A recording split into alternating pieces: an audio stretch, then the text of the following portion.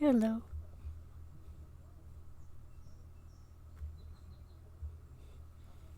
Is anyone there?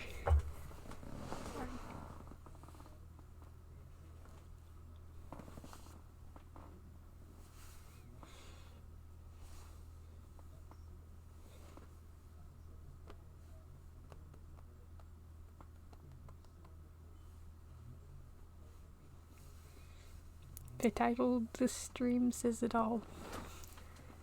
I couldn't think of anything else I wanted to do for stream tonight, so I thought, you know what, why not just do this? Who will stop me?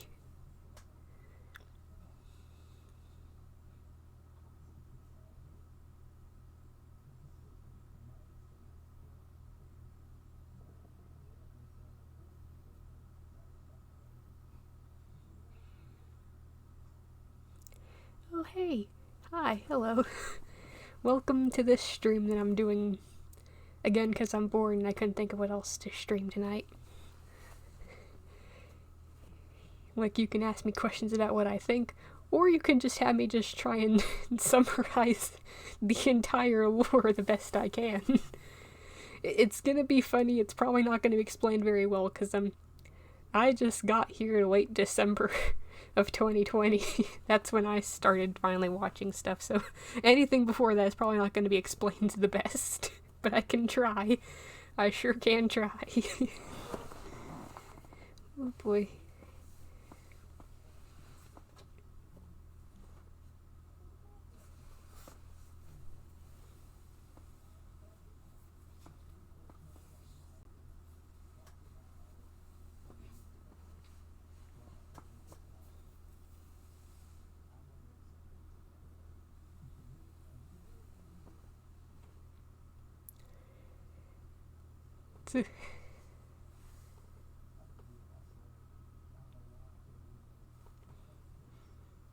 Yeah, I'd say we are.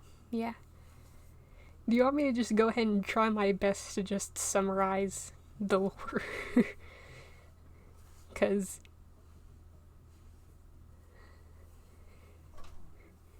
like I said, anything prior to late December 2020 is probably not going to be explained to the best. But I'm gonna try. Okay, so everything. So in the beginning, it was just Dream and his buddies, right? Everything was just. Did you a Dream dsmp CinemaSin style summary? Everything wrong. Okay.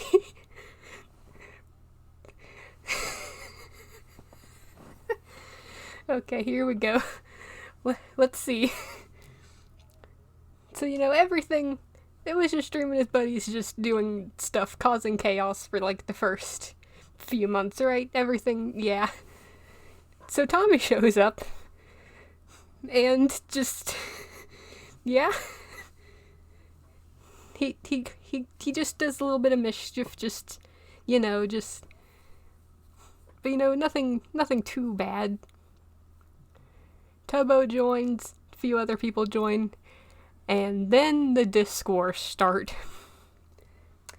And then everything just goes downhill from there.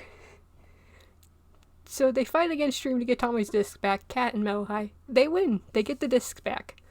Wilbur comes to the server, creates a drug van, gets Tommy and... Okay. Gets Tommy and Tubbo to help. And a few other people. Let's see, Fundy, Aerith, all of them. Dream doesn't like that, apparently. And decides to start a war for some reason. Because, yeah, that's it. That's a solution. It's not the best solution, but sure, I guess. Okay, buddy. So a war starts. And, I'm pretty sure some other stuff happened, but then Aerith betrayed all of them, and then said a line that has been repeated many times over the history of the SMP. It was never meant to be. Everybody dies. Tommy decides to do, like, a duel, which he loses, and then gives up both his discs for L'Manberg's independence. Wilbur did a funny thing. when he was, like, writing the thing. So after that's peaceful for, like, 2 weeks. It is not peaceful after 2 weeks. Quackity shows up, the elections start. Schlatt shows up, and everything gets even worse. He wins the election, and then Wilbur and Tommy get exiled. Wilbur dies again. And Pogtopia gets created. Technoblade shows up to help. I think at some point around this time, Dream also showed up to help, but he also gave Wilbur, like, TNT. Which, yeah. That's not gonna end well. In Manberg, because that's what Schlatt decided to call a Manberg after he exiled Tommy and Wilbur, stuff gets even worse. Quacky and Tubbo specifically do not have a good time. And then the festival happens. And at the festival, Schlatt actually reveals that it was meant to be an execution for Tubbo, who was a kid at 16. Yep, this is, yeah, and he makes Technoblade do it. Now, Wilbur and Tommy are just sitting there watching this go down, like, I'm sure he won't actually do it, like, he'll, like, attack Schlatt last second. He does not. Tubbo dies, and he gets a pretty bad scar from it. I think it's canon that he has it. That's not, like, just a design thing that artists do. It's actually canon. This is a kid's show. Yep. For kids.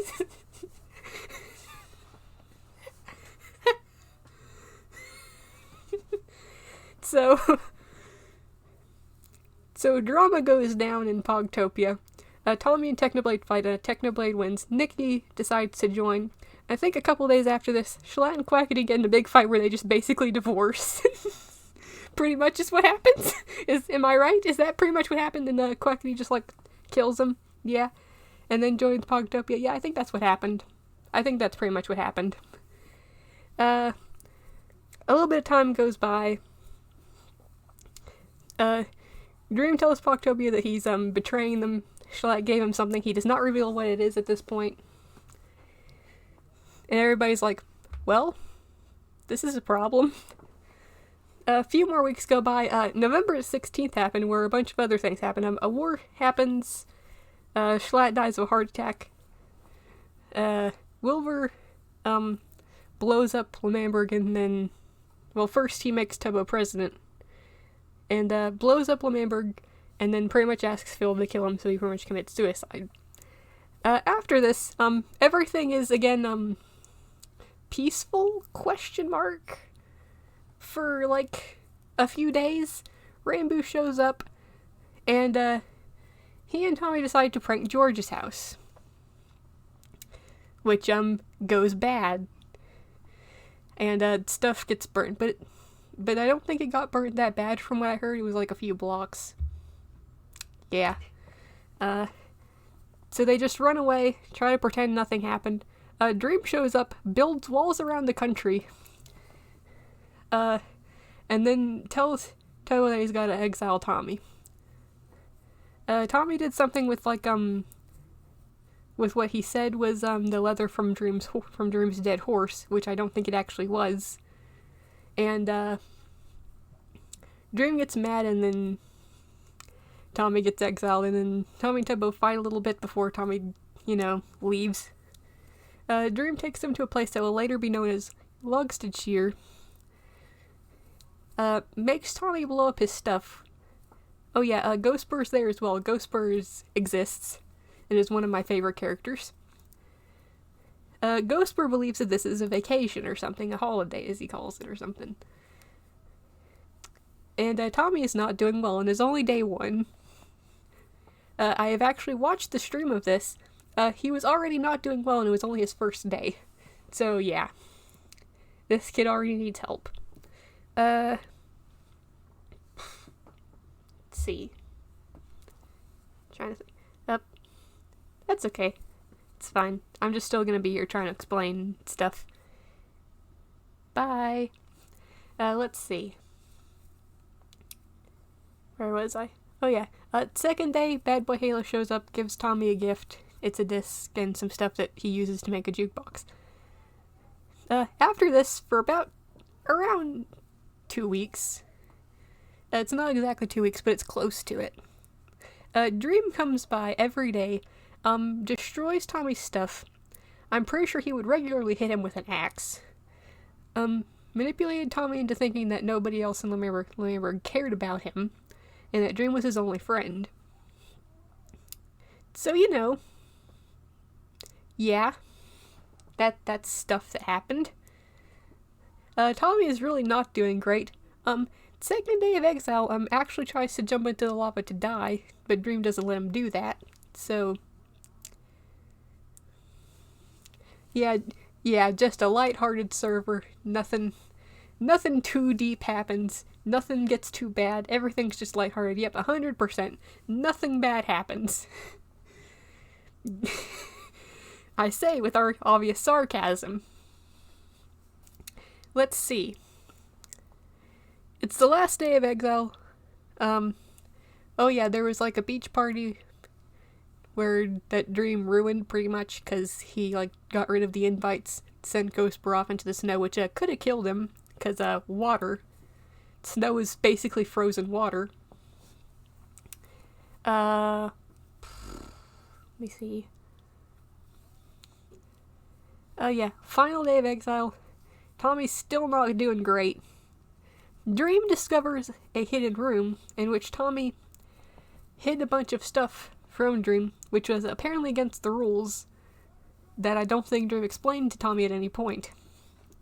So he blows the entirety of Logstitcher up, destroys all of Tommy's things, destroys the nether portal, and tells Tommy that he's going to be alone for a bit. Pretty much telling him to think about what he's done. So, Tommy's left alone. He's definitely not doing good, and he decides that he's going to tower up using some wood blocks, and that he's basically going to die by jumping off the tower. So, yeah. But he comes to the realization that, and I think this is actually a quote from Tommy, that Dream was only there to watch him. What? I mean, yeah, that's a way to die. If you jump from high enough, that's a way you can die. I mean, you're not wrong. I wouldn't necessarily say good, but it's a way to do it. Okay, so he decides that he's going to jump, but now try to aim for the water that's nearby. He makes it into the water, and Tommy runs off into the Arctic, and pretty much decides to live under in Techno's basement. At this point, Techno is not really allowed near Lemberg for a lot of reasons, main one being that he summoned withers near the country. And, pretty much got it more blown up than it already was from Wilbur blowing it up. And now Lemberg is after Techno because they don't want him to be a threat to them anymore. So they decide to execute him. They create this thing called the Butcher Army, and they go after him. However, Techno is warned by Phil and I think Dream that Lemberg is after him and that he needs to get ready. Which he does. So when they show up, probably completely unbeknownst to anybody, Tommy is already living in his basement. You can't execute the tater farmer. I mean, he unfortunately on the server, he was not just a tater farmer, unfortunately. He was also an anarchist. So, yeah. Let's see. So they get there, a fight breaks out. and Quackity manages to get Techno to stop by threatening to kill his horse, Carl, which he loved. So Techno decides to just go ahead and give up so that they won't kill Carl, his horse. They go back to L'Manberg. Tubbo does the speech. I think German Pun's help get Techno out of there. Techno gets a totem of undying thrown to him. Tater covers a multitude of sins. I mean, maybe? Question mark? So, they drop an anvil on him, but due to Techno holding Totem of Undying, it doesn't kill him, and he manages to escape the cage he was stuck in. So, while escaping, Dream gives him some stuff, like a pickaxe, a bit of armor, and his horse back. And Techno now owes Dream a favor. This is going to be brought up several times. And is not going to be used until way later. But just as Techno is about to get on his horse and get out of L'Manberg, he runs into Quackity, who he gets into a fight with. Techno says the line to Quackity, and I am not kidding when I say this. He tells Quackity while holding a pickaxe and fighting him, "I've got a pickaxe and I'll put it through your teeth, Quackity." He then kills Quackity with the pickaxe, and it is assumed by the fans that he did, quite literally, put a pickaxe through Quackity's teeth. I think that this is also actually on Quackity's Minecraft skin. He actually put like a little detail of that on later. However, it has also been perceived by fans not just having gone through his teeth, but also through his eye on that side, which seems to be on the left side of his face. It appears to be on the right side if you're looking straight at Quackity's face, but it's on the left side of his face. So yeah, that was a thing. So Techno makes a long ride back.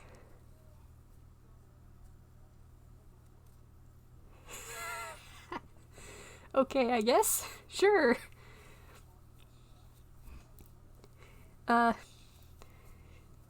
So what happens after that is that Techno makes a long ride back to his cabin, sees Tommy go into his house, asks Tommy what he's doing at his house, and then they come to the agreement that Tommy can stay there, I guess.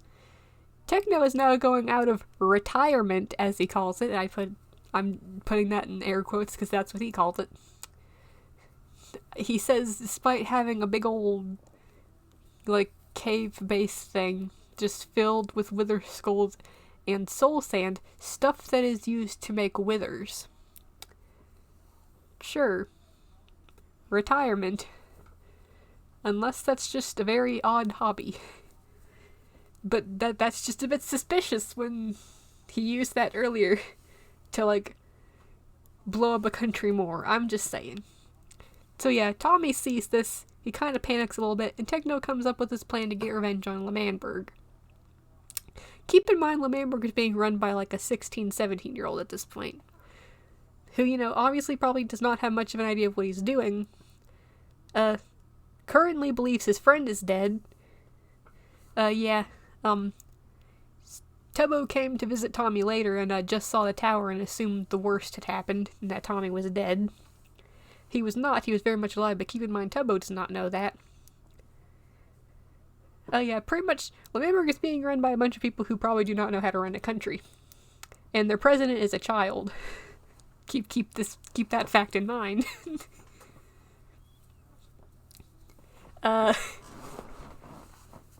So, let's see. Gonna take a drink real quick.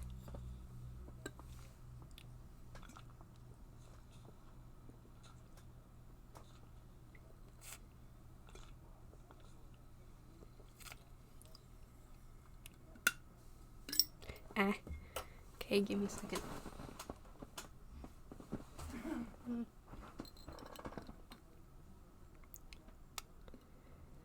Uh, pretty difficult. Especially if it just got blown up. Twice, kinda. And you have an anarchist guy who's probably, like, threatening to blow up your country again. Which I'm foreshadowing for later. But yeah, I'd say it's pretty difficult.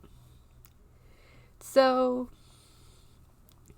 after this, Tommy is now in hiding from Dream, understandably as to why. Because I think another part of Tommy's exile was that Dream threatened Tommy that if he ever tried to leave, he would kill him. Tommy has now left, which means, understandably, Tommy is worried that he's going to be killed soon, especially if Dream finds him. So again, you can't really blame him there.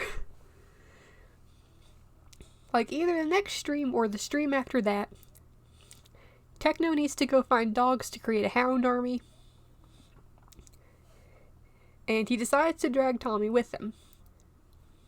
Now, at first, everything's fine, and the two of them are cracking jokes. Excuse me. Up until they come upon Plains Biome, which I don't think is the one that Logsachir is at. And, let's see.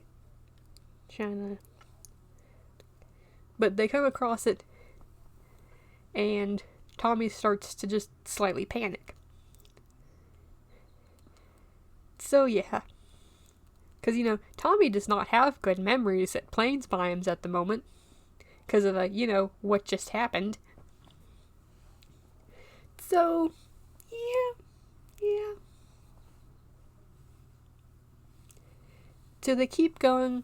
Tommy gets lost once and then and then he pretty much panics because he doesn't know where Techno is. And, right now is not a time he would like to be alone. So they find each other again, they continue going. But you see, Tommy said to Techno that he thought that there were some dogs around his exile area. Which Techno then decides is like, okay, let's go over there then. Despite Tommy saying multiple times, you know what, no, I don't think we should go over there. I don't think we should go back there. But they end up going back there anyway, and Tommy is not taking it well. Now, Techno eventually finds the area Tommy used to stay in, but sees that Dream is there. And he then gives Tommy the heads up that, Dream is there and they probably need to leave, like, right now. Now, at this point, I think Tommy definitely starts to panic, but he sort of goes back and forth between I need to hide, Dream wants to kill me, and oh, Dream's my friend. Because of, again, stuff that happened that, I do not know how to explain right now. But, yeah, that's something that happened. And Techno eventually decides that they both just need to get out of there and go back to the cabin. Dream starts silently messaging Techno saying, hey, where are the coordinates to, like, your base? I'm gonna be there soon. Which, is not great for Tommy right now. Techno tells Tommy about this, and Tommy continues on with his thing, going back and forth between Dream's gonna kill me, I need to hide, and Dream's my friend. Now, Techno, of course, asks Tommy again, like, well, which one is it? Is he your friend, or does he want to kill you? So they just decide in the end to just hide Tommy in the house while Dream is there. So Tommy drinks an invisibility potion, hides inside of a box, and then Techno gives Dream a little house tour, in which Dream says that he's looking for Tommy. He doesn't find Tommy, but Tommy does at one point start eating what are known as gapples, or golden apples. Gapples is short for golden apples. Let's see. Trying to think. So this continues over the next several streams. The next time this happens, Techno is out, Ghostbur is at the cabin. I think it is also around this point where he reveals to Tommy that Dream actually got the invitations and sent Ghostbur out into the snow, which is making Tommy come to the realization that what happened wasn't that people got the invites to the beach party and just decided not to come. It's that they never got the invites to begin with. But I don't think this is fully, I guess, like, sunken into later, because I think he brings this up, like, with another character later, but, you know, my memory of around that time is not the best, so I guess take that with a grain of salt or something. This day, Dream shows up by the cabin again, this time while Techno is out. However, Tommy remembers what he did last time, drinks an invisibility potion, gets in the box, hides, while Ghostbird tries his hardest to help keep Tommy hidden. Because you see, here's the thing, Ghostbird can't remember bad things.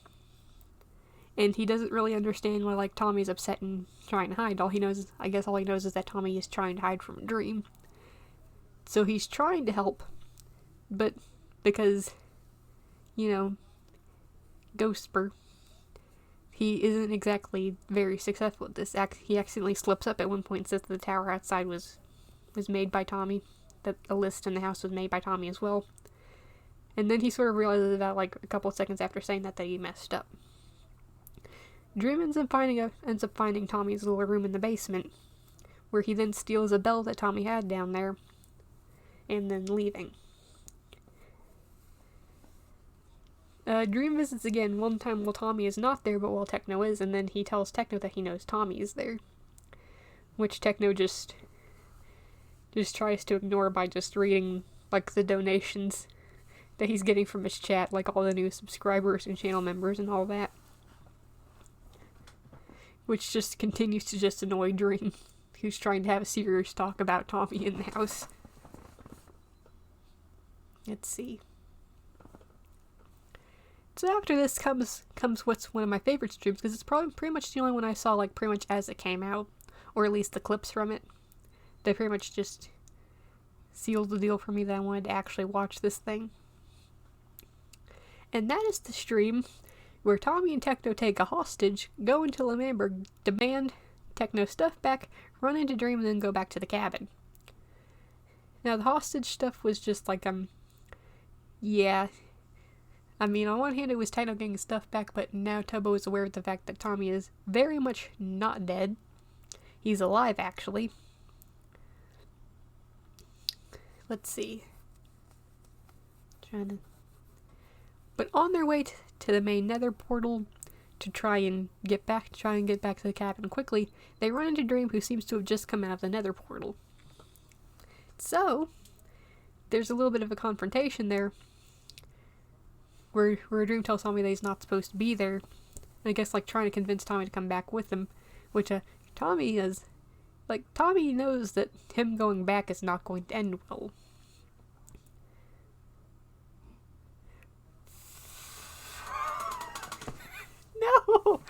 No!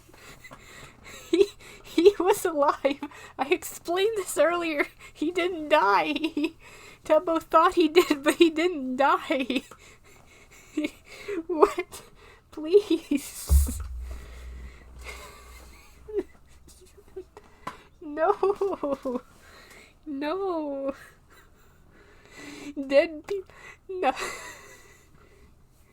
Even Ghostbird knows he's dead. Like, he's aware of the fact that he is a ghost. His name is literally Ghostbird. Tommy is not dead. He's not dead yet, at least. We're gonna get there later. Kapow? Kapow to what? What is kapow? Elaborate, please. I'm so confused. To me.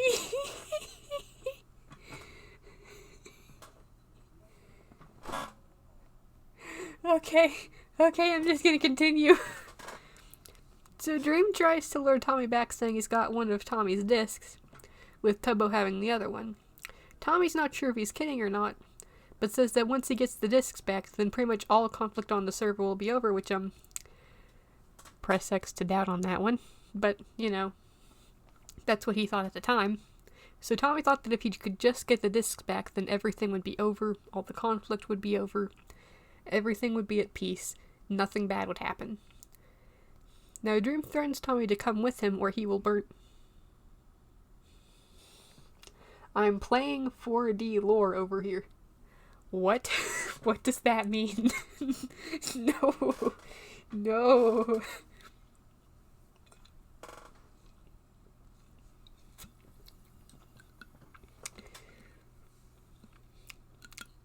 So yeah, Dream threatens to burn one of the discs if Tommy doesn't come back with him, to which Techno then says my favorite line from him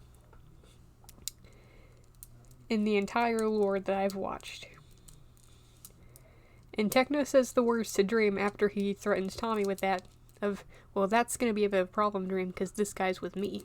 It remains one of my favorite lines to this day. Dream asks Techno if he's sure about that. Techno talks about how he and Tommy are partners, and about how he can't have Dream take him away yet. But then he says some lines that I think just sort of show how, I guess, like, shaky this alliance was, which is when he then says to Dream, unless, of course, you want to call in that favor. Remember the favor I mentioned earlier? Remember that one from where Dream saved Techno's life? You know, that one? That favor? That one? Yeah, that's what he was referring to. Now, Dream thinks about this for about a minute while Tommy panics for a second. And then Techno says, not now, Tommy, the adults are speaking. Which, yeah. Eventually, Dream decides that he does not want to call in the favor, and that he's going to use it for something else later, that he has something better in mind for it. Which part are you laughing at?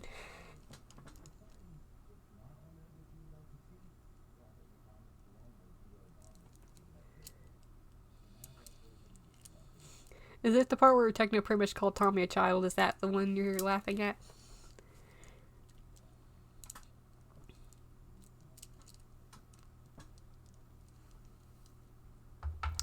I'm gonna assume that that's it. Yeah, yes, yep. Yes, he was. So Dream makes a very interesting comment in character, which is, you live for now, Tommy, which, you know, given that one of Tommy's fears was that Dream was gonna kill him for running away, you know, interesting choice of words there. Tommy actually manages to completely stand up to him at this point, just telling him to get away from them and just let them, you know, go back to Techno's cabin, which they then do. And, you know, everything goes great for like a week. And then, you see, so in L'Manberg, they decided to do Festival 2.0, except this time Dream was going to be the one who died. Unfortunately, this is not how things would end up going. Very unfortunately. Now, I feel like that there's probably there's like one more thing having to do with Ranboo that I should mention here.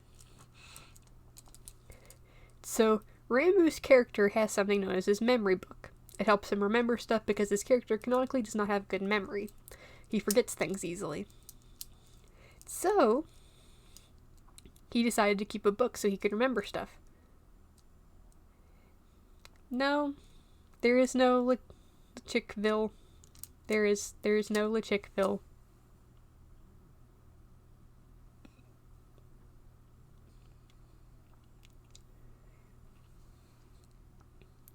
Let's see.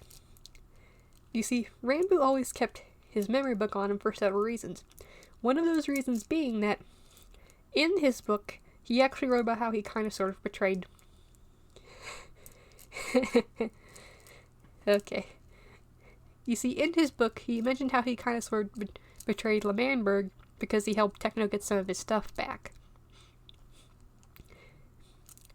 He really liked keeping his book on him and did not like putting it up for, like, any reason. So, he puts it down for like 5 minutes, comes back to where he put it only to find that the book is gone. He looks everywhere and starts to panic, worrying about if someone had found the book or not. Eventually he looks in a chest and finds what he believes at the time to be the book. It is actually not the book. But he does not know this at the time, but he does get some suspicions that it is not the book. Because he's like, that's not where I put it. That's not the place I put it at. Keep this part in mind because it will be important for just a second. On the day that was supposed to be the festival L'Manberg was holding, Dream, with what is believed to be help from Rambo in what he refers to as the Enderwalk state. Enderwalk is something, basically, I guess it's difficult to explain. Rambo had like a whole ARG or something that sort of implied that it might have been a genetic thing, but I'm not entirely sure. But it's sort of implied that in this state he has all of his memories and kind of sort of acts more like an Enderman, I think. I'm not entirely sure, but that's basically what I've got the gist of it is. And it's believed that he got Rambo while in this state to help him blow up the community house, a very important building on the server, the night before. On the day, at around the time the festival is to begin, they noticed. I think that what happened is that they noticed that Dream was building walls around the country again, or doing something similar. They try to get him to stop and explain himself, only for him to tell them to follow him. He takes them to what is now the ruins of the community house, says that Tommy did it, which is a lie, and then tells Tubbo that he needs to give him the other disc. At around this point, Tommy and Techno show up, and Tommy is mad. Understandably, because he's gotten blamed for something he didn't do. Probably for like the 100th time on the server, maybe. I don't know. I don't know if that's a thing that happened before, but you know what? I wouldn't be surprised, honestly. And Tommy and Tubbo get into a bit of a fight. Tommy says some stuff he didn't mean, and then just tells Tubbo to just go ahead and give up the discs. And then decides, which Tubbo then does. Dream then proceeds to insult this kid in front of pretty much what is the entire server, calling him the worst president that L'Manberg ever had. Talked about how he convinced Tubbo that he was his friend when he actually wasn't. Kind of sort of what he did to Tommy. That thing.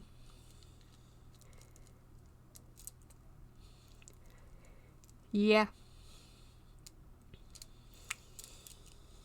It wasn't great. Tubbo didn't really try to defend himself during the whole thing. He just sat there and just took it pretty much.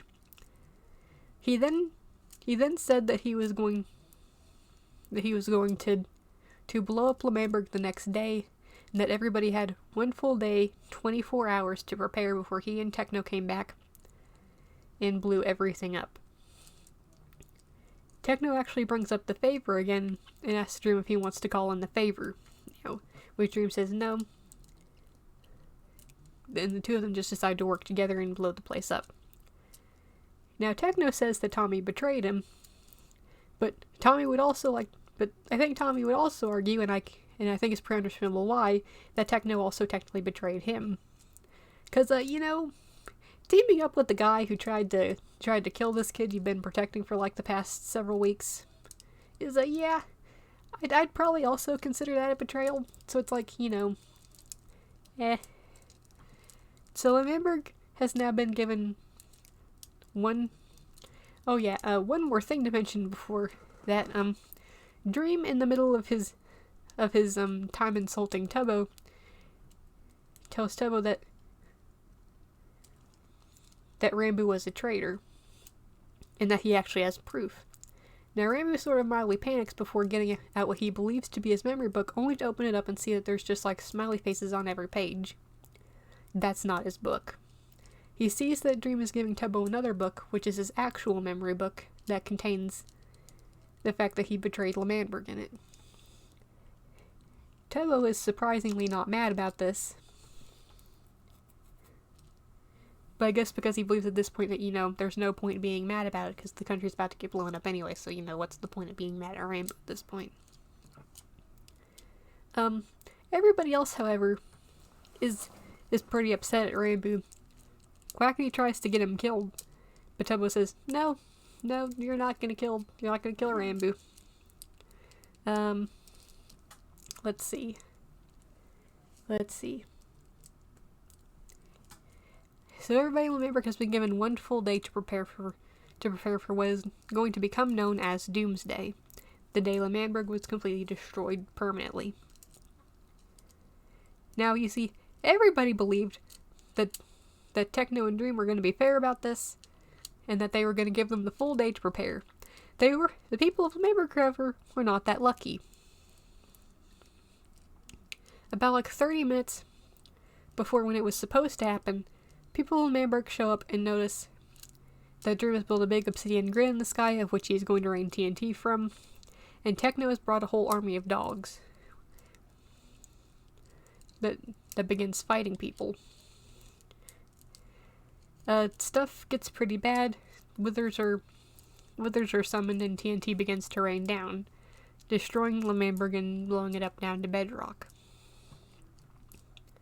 During this time, Tommy and Techno have an argument about who betrayed who.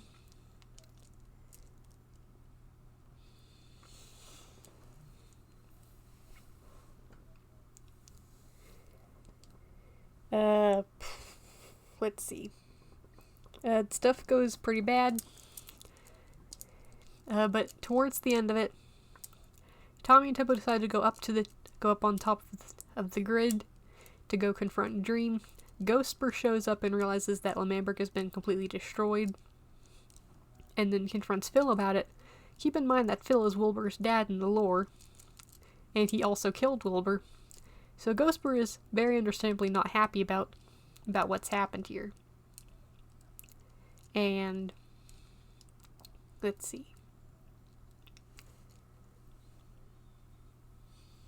Trying to think. So yeah, Tommy and Tubbo get on top of the grid, where they confront Dream about what he's done. Tommy specifically asks Dream why he couldn't have just hurt Tommy and why he had to hurt the entirety of Lamberg. The two of them pretty much say that they're going to have like one final showdown in a couple of weeks. Dream leaves, and Tommy tells Tubbo that they have to end this once and for all. Unfortunately, that is not what ends up happening, but we'll get to that point later. At this point, pretty much every child on the server needs therapy. All of them. Every single one. There is not a single kid, or even person really on the server, who does not need therapy. I can and will pull out every character's individual lore to point out as to why, but I will not. But Tommy, I think I made it pretty clear as to why. Tubbo has been through a lot, some of which I have explained. So, yeah. For the next 2 weeks, Tommy and Tubbo prepare to go confront Dream again and try to get the discs back to end all of this. And I think a few days before the day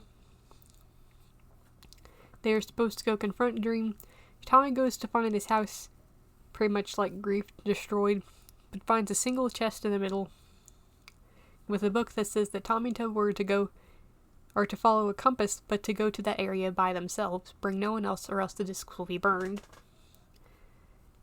So Tommy now has to clean his house up and try to rebuild it while also, So Tommy and Tubbo are not allowed to bring anybody else. They have to come completely alone, or else the discs will get burned. Yep.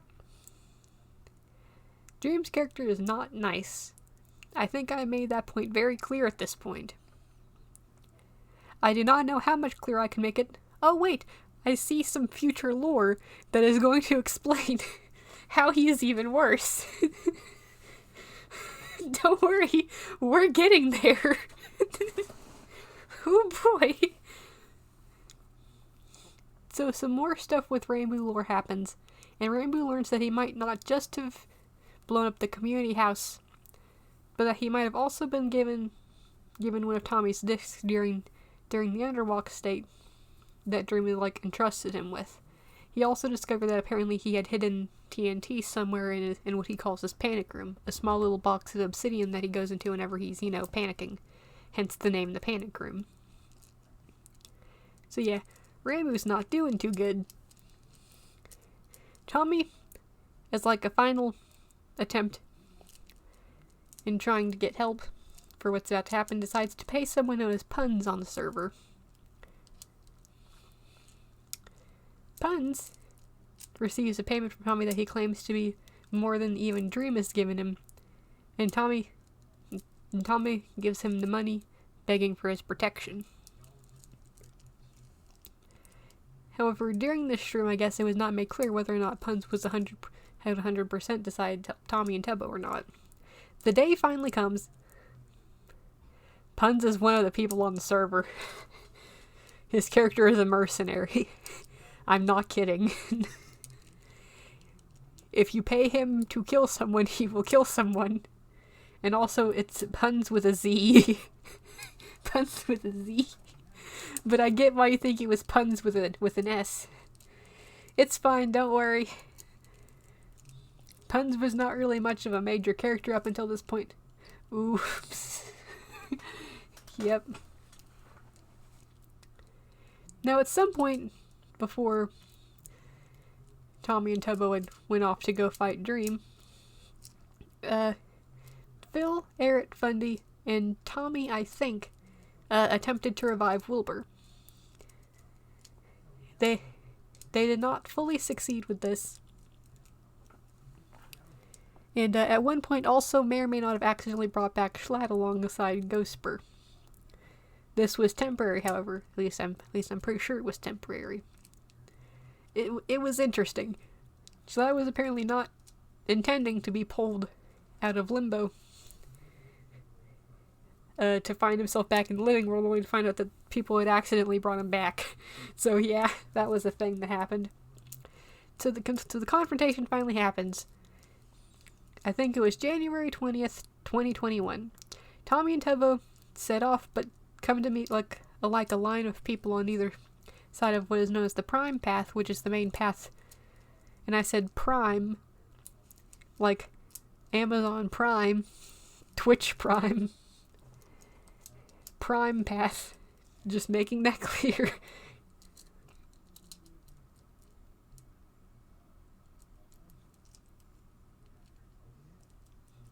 Let's see, trying to remember.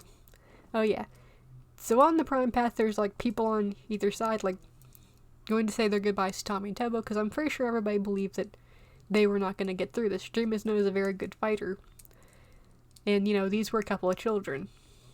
One's 17 and one's still 16. Tubbo was 17, Tommy was 16. They were still kids. Everybody was like, well, these kids are not going to make it. They are going to die. So they all decided to say their final goodbyes. Tommy and Tubbo finally decide to forgive Eric for his betrayal back during the war. And I think Tommy even called Eric a great king. They say goodbye to Sam, goodbye to Puffy, goodbye to Quackity, goodbye to Rambo. You know, all that.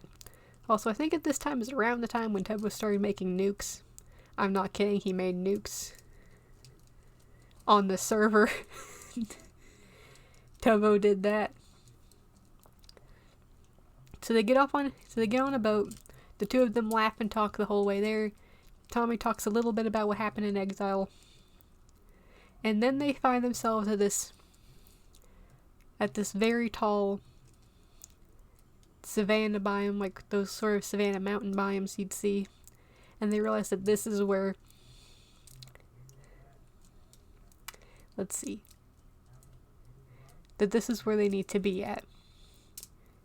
So Tommy and Tubbo, with all their gear, all their potions, everything, they climb to the top of the mountain. They get their stuff out, and they see Dream there with a jukebox out, where he then takes out a disc, Mellow High, which is one of the two discs Tommy had, and starts playing it. Pretty much like taunting them, I guess. Tommy and Tubbo get their weapons out and start fighting him. The fight goes on for a little bit until Tommy manages to break the jukebox and get the disc. The two of them are about to run off until Dream starts trying to kill Tubbo, and then threatens Tommy that he's going to kill Tubbo if he doesn't give him the disc back. Tommy finally decides to give him the disc back, only for Dream to reveal the disc is actually not the real one. It was a fake. He then forces Tommy and Tubbo to get rid of all their stuff and blows it up again. Something that Tommy really does not like. Explosions and having his stuff taken from him and then destroyed. Yeah, pretty much all the kids are traumatized on the server due to explosions. Because there are a lot. There's so many. Let's see. Gonna take a drink real quick and then get back to what I was doing.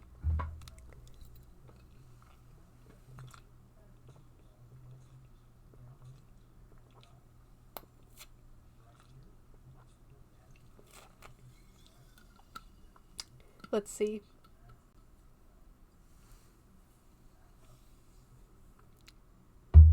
There we go. He then leads the two down to a bunker where he reveals that he framed Tommy for the community house thing, which I think was pretty much already well known at this point by the fans, and that he had lied to Tubbo the whole time while he was president, that they were friends. He leads them down to the bunker, which is supposedly made for all the attachments people have on the server. The centerpiece is like two sort of like stands where Tommy's discs are. Drew reveals that he has Friend and Henry, which Tommy doesn't believe the Henry one. Henry was Tommy's cow. Pet cow, like moo. Like, and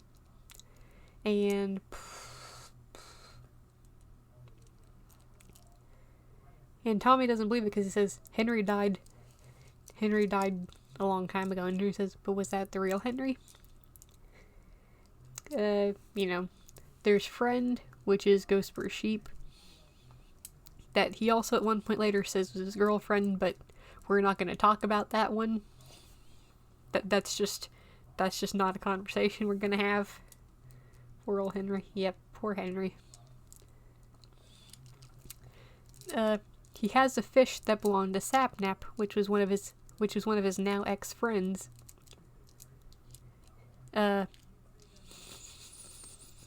Woolly Love, yep. Trying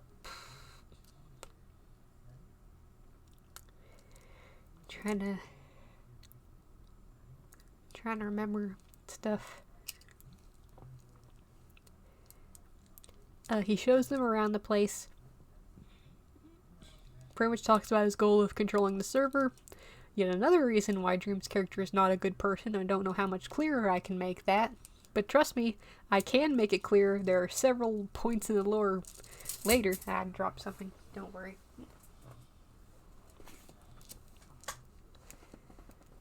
And he then tells Tommy that he is going to kill Tubbo and then lock Tommy away in the prison that he built. Now, Tommy thinks that he's just gotta be lying again because there's no way he could kill Tubbo. Dream gives them a few minutes to say goodbye, which Tommy then says that the two of them can just try to run now. The two of them can run to the portal, they'll leave the discs behind for another day, and they'll get away, but they'll both still be alive. Tubbo at this point is not very optimistic and says that the two of them will be killed before they get to the portal. Tubbo seems to have just accepted his fate at this point and tells Tommy his final goodbyes. Just seconds before Tubbo was supposed to die, however, Punz shows up with pretty much like half the server behind him, dropping another very famous line from the server. "I'm sorry, Dream, you should have paid me more." And then everybody else on the server shows up. Tommy and Tubbo manage to get the discs back and put them in an ender chest, while other members of the server begin to confront Dream over what they just witnessed.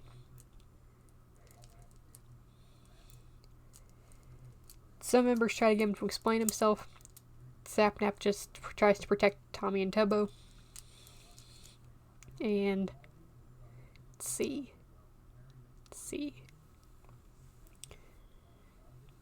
Just like, yeah, everybody is witnessing what is going down, and they have some questions. So, let's see.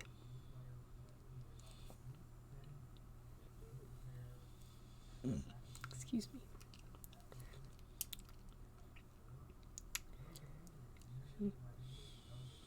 Excuse me.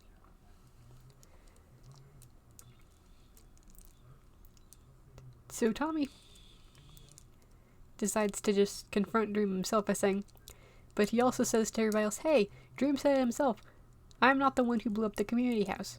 He did it. Tommy finally confronts Dream about everything he's done to him, gets Dream to drop all of his stuff, picks it up, and then kills Dream twice, once with an axe, the second time with a crossbow. On the third time, Dream refuses to come back down into the bunker, pretty sure that Tommy's just going to kill him if he goes back down again.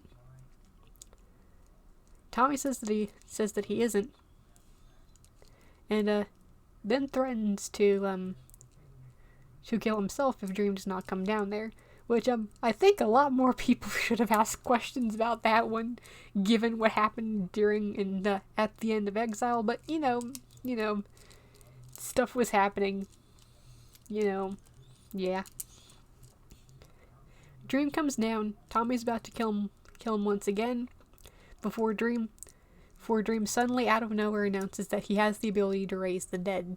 He has a book that can bring people back to life, something known as the Revive Book. Tommy at first believes he's lying because, think about it, Dream has just lied to him so much at this point that why wouldn't he be lying now? Before Dream tells Tommy that if he dies now, then pretty much everybody who is dead, including Wilbur, who, keep in mind that Tommy is very close with at this point, they're almost like brothers pretty much. I don't think that they're canonically brothers, but they're pretty much like brothers at this point. In fact, one of the last lines Dream uses to convince Tommy is to say, if I die, Wilbur is dead forever. Tommy eventually decides that, okay, he's just gonna put Dream in an obsidian box so he can't run away for a few minutes. Well, he tries to decide what he wants to do. Sam, the guy who built the prison, because Dream commissioned him to build the prison, pops in saying that they could always just put Dream in the prison, because then they won't have to kill him, but that he also won't just be running free. Gotta love blackmail. Gotta love blackmail. Sure, okay. That's one way to put that one. Okay. Okay. Woo. Always effective. Whew.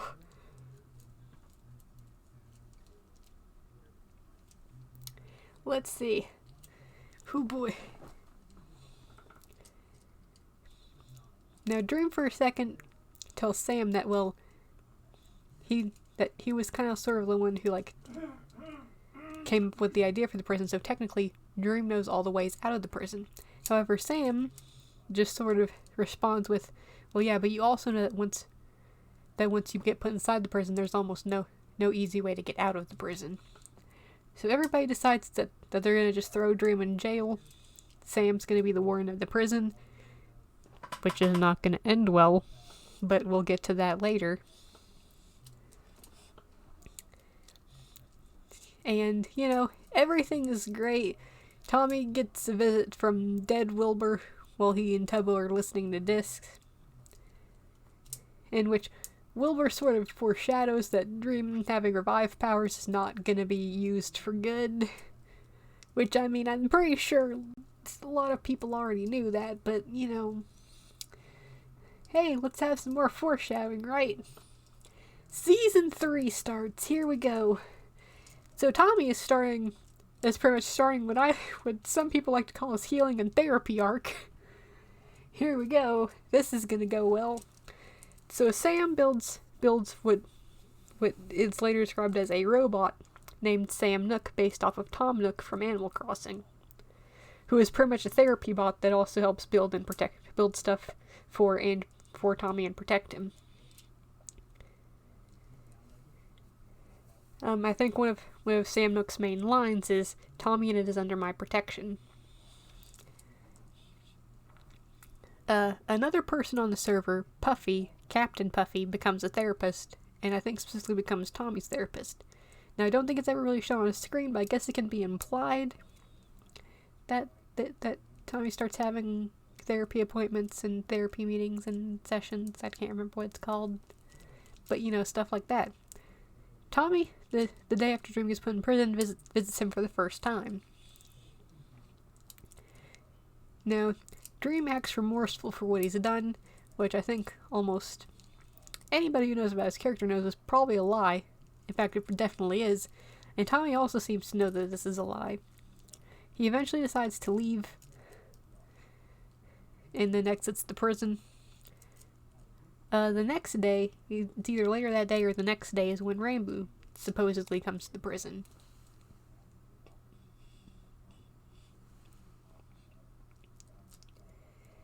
So Rainbow shows up to the prison to confront Dream over other fun piece of Rainbow lore that I forgot to mention earlier. Rainbow can technically hear Dream's voice inside his head, but it's sort of, I think, been said that that's not actually Dream, it's just a voice that Rainbow hears that sounds like Dream. That always tells him that what he's done wrong, the crimes he's committed while in the Underwalk state, stuff like that, not great.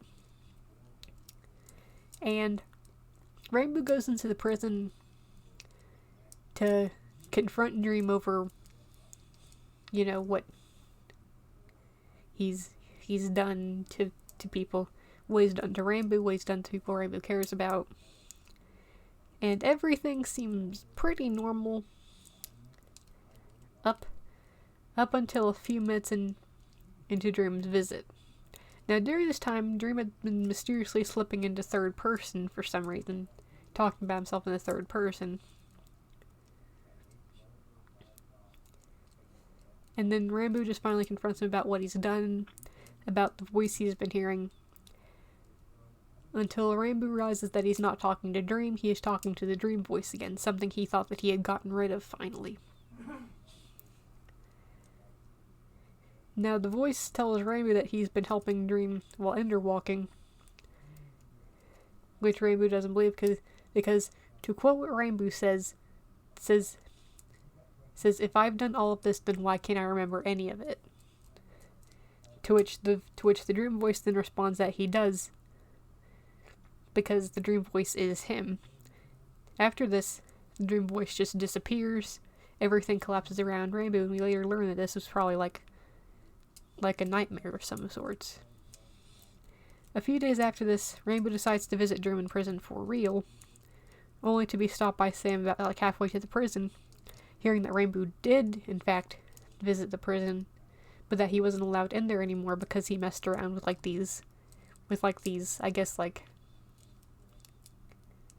waivers, I think, for the prison. Writing them, in a language that I think the Minecraft community has, dubbed Enderspeak, which is the language that Endermen speak. So, hence, Enderspeak. Rainbow, who has no memory of any of this, starts to panic and just tells Sam to never let him into prison. I think because Rainbow's worried about what would happen if he entered the prison. Would he do something bad? Would he unknowingly help Dream when he was in there?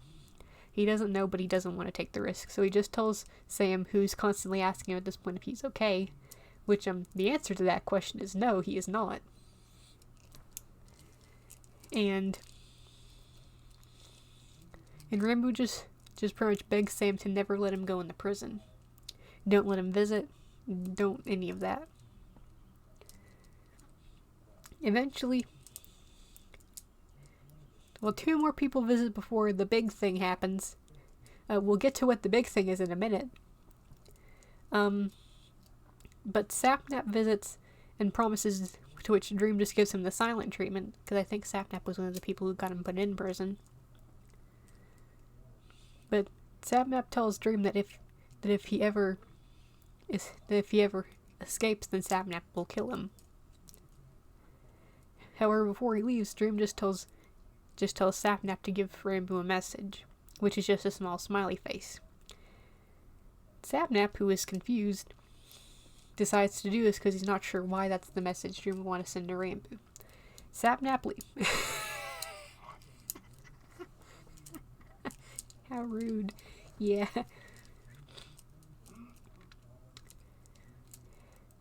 Sapnap leaves. He gives the message to Rambo, which causes Rambo to suddenly go silent, walk away from Sapnap, and then say a message in interspeak that I can't remember, but it was like something cryptic.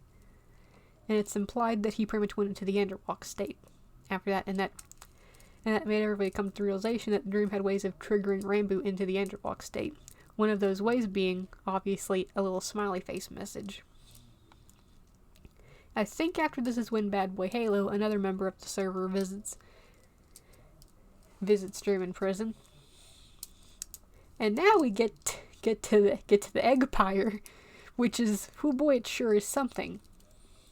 The best way I can describe what the egg pyre is basically there's this big red egg made out of nether stuff, and it can sort of like infect people, and pretty much has started a cult.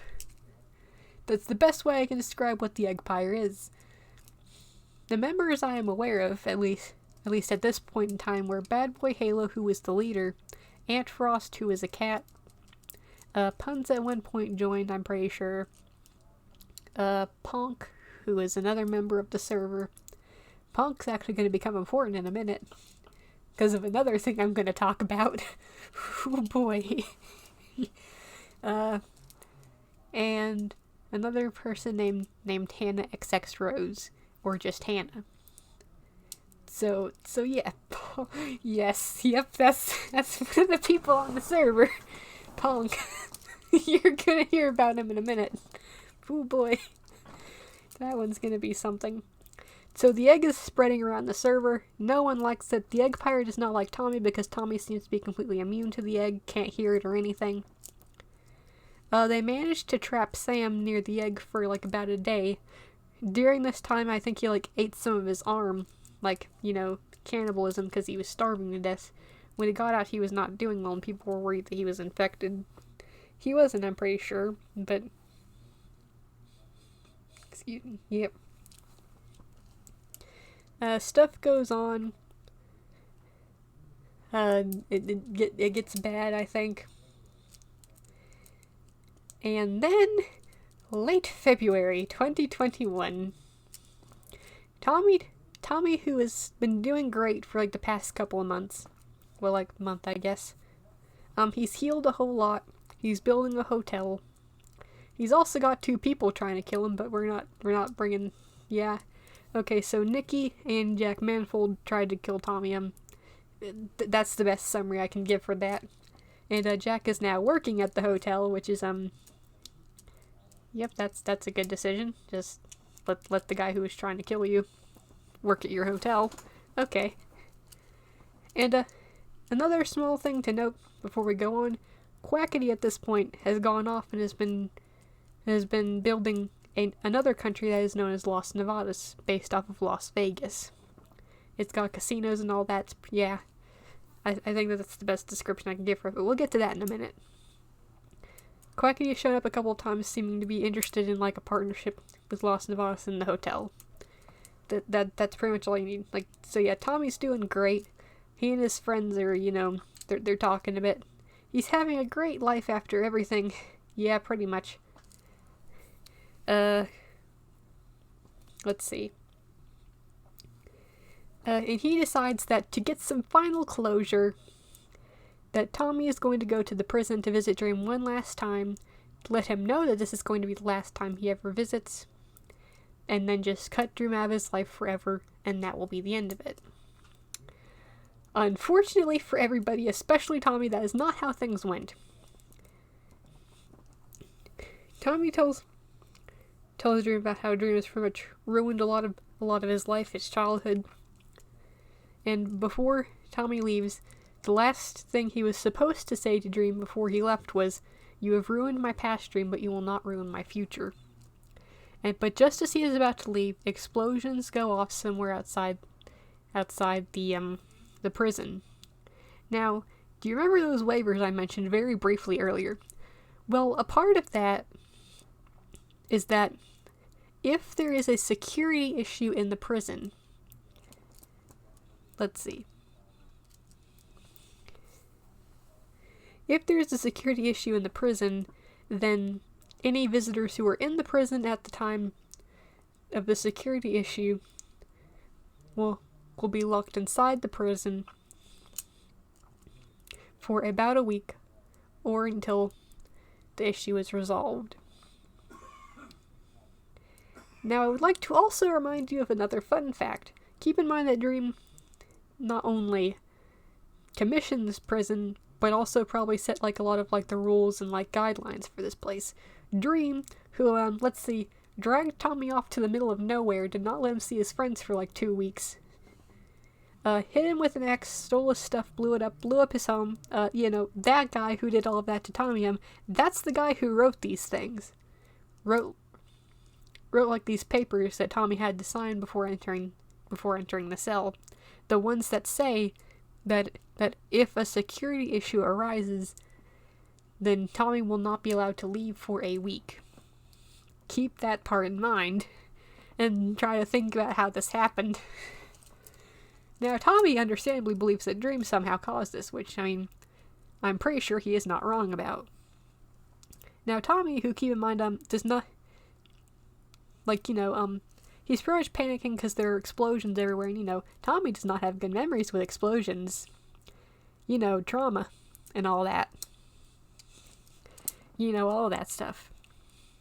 So he's not doing well, and he's yelling at Dream that Dream is the one who caused this. Dream, of course, pretends that he's got no idea what Tommy's talking about. Meanwhile, Tommy is just desperately calling for Sam and begging to be let out, which doesn't happen. Let's see. Trying to think.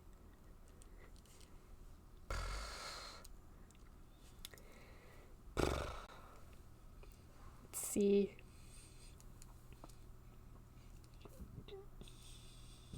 Excuse me. Let's see. Now, but you see, again, keep in mind again that the security issue, and Sam, because of the rules of the prison, cannot let Tommy out. Now, Dream attempts to pretend that this is a good thing and that the two of them can bond just like Exile, which, not what Tommy wants to hear. And he then tells Dream to never ever bring up Exile with him, ever, period. Tommy continues to panic for several more minutes while he tries to figure out a way out of this.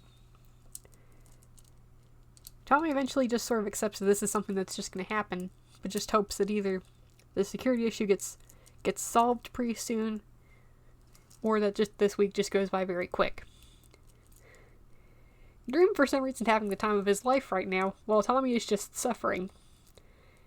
Now, the people's news, at least the ones that I can remember, who learned about Tommy being stuck in prison, their reactions were very different. Jack just saw this as a chance to just steal Tommy's hotel from him, which he then proceeded to do. Quackity hears about it, and I can guarantee you he was probably not happy about hearing this, because, Tommy's one of his close friends. Toe and Rainbow do a whole bunch of stuff, which include, adopting a zombie piglin child and naming him Michael. A bunch of other stuff. Yeah. So, and it's also sort of implied that, that Enderwalk thing, that thing that Dream sort of controls Rainbow during, that thing. Yeah, it's implied that during that, Rainbow may or may not have, set off some TNT machines and, trapped Tommy in the prison with Dream. Which, not great. Not the best thing. Obviously. Let's see. So it's been a week. Tommy has been told that this is around the time that he should have been let out. Was a week. That's how long they said it was going to be.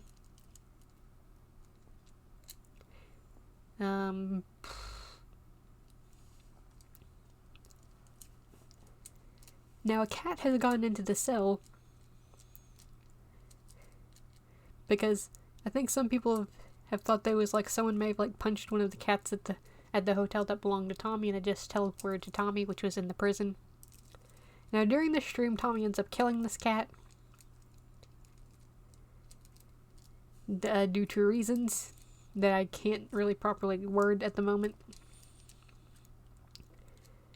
And then when Sam finally comes around again to give them food, Tommy begs to be let out, only for Sam to tell him that the security issue has still not been resolved and that Tommy needs to stay in there for a little bit longer.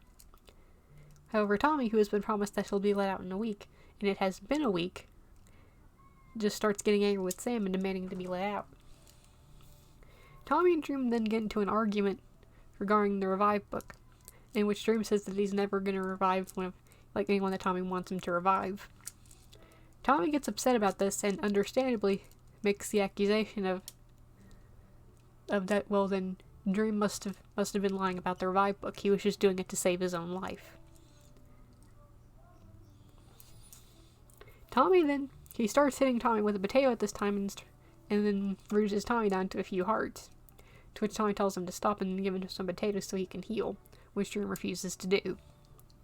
Tommy then makes the final comment of I don't think the revive book is real. I've seen Schlatt's grave. He's dead. To which Dream then finally says to Tommy, his final words to Tommy before the end of the stream are, well, why don't you go see him then? And then proceeds to beat Tommy to death with a potato while Tommy is begging him to stop. So that's a way to die, I guess. This is okay. Why? Everybody's reactions to Tommy's death most of them are not unusual. Yeah, you usually don't hear about people being beaten to death in prison by a green dude with a potato. But everybody's reactions to Tommy's death are different. Sam did not take Tommy's death well. I think he feels like that he failed Tommy, and he blames himself for what happened. Which, I mean, on one hand, understandable. He probably should not have left Tommy in there with Dream for a week, knowing what had happened to Tommy.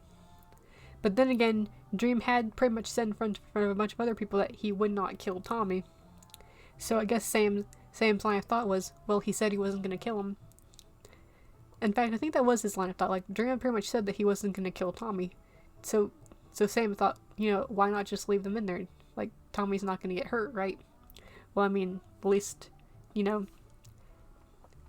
not physically at least. Which, obviously that has been proven untrue at this point. Now, Sam actually shows that he blames himself for this, later on with Rainbow. When he writes in Rainbow's memory book, what happened to Tommy is Sam's fault. It's Sam's fault Tommy died. So that even if Rainbow forgot this whole conversation, he would just remember this one thing, that it was Sam's fault. Now, Sam gives us some other details of what happened immediately after Tommy's death. He says that Dream was laughing when Sam came back. Sam assumes that it was about Tommy's death. Yeah, that had.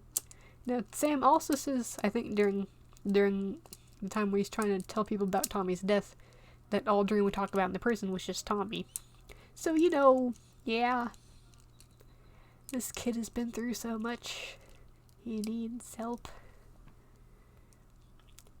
Tubbo and Rainbow are both upset by Tommy's death.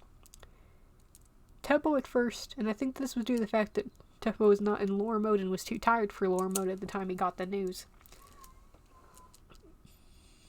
Excuse me.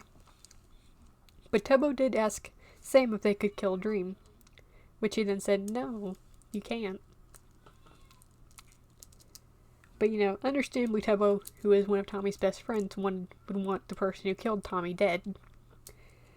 The next day, Rainbow does a stream where he mourns Tommy and gets out and then finds a gift that he gave to Tommy a long time ago, which is an allium, a type of flower. He drops it on the ground, but then says there's no one there to pick it up anymore, referring to Tommy. It's also here where it gets some more Rainbow's Enderman traits lore, because he talks about, it hurts for him to cry, because, Enderman can't touch water without, getting hurt. Jack, the guy who tried to kill Tommy, hears the news and just feels surprisingly just empty about the whole thing. He had wanted to kill Tommy this whole time, and yet now he's upset when Tommy is now dead. Jack then gives Quackity the news, who is very not happy about what's happened. In fact, from what I heard from like that clip, it almost sounded like Quackity was about to start crying. So yeah. Now, the Eggpire, who keep in mind did not like Tommy, they actually celebrated his death, which Puffy found out about and got really upset about, understandably. But a couple of days later, we get another stream from Tommy.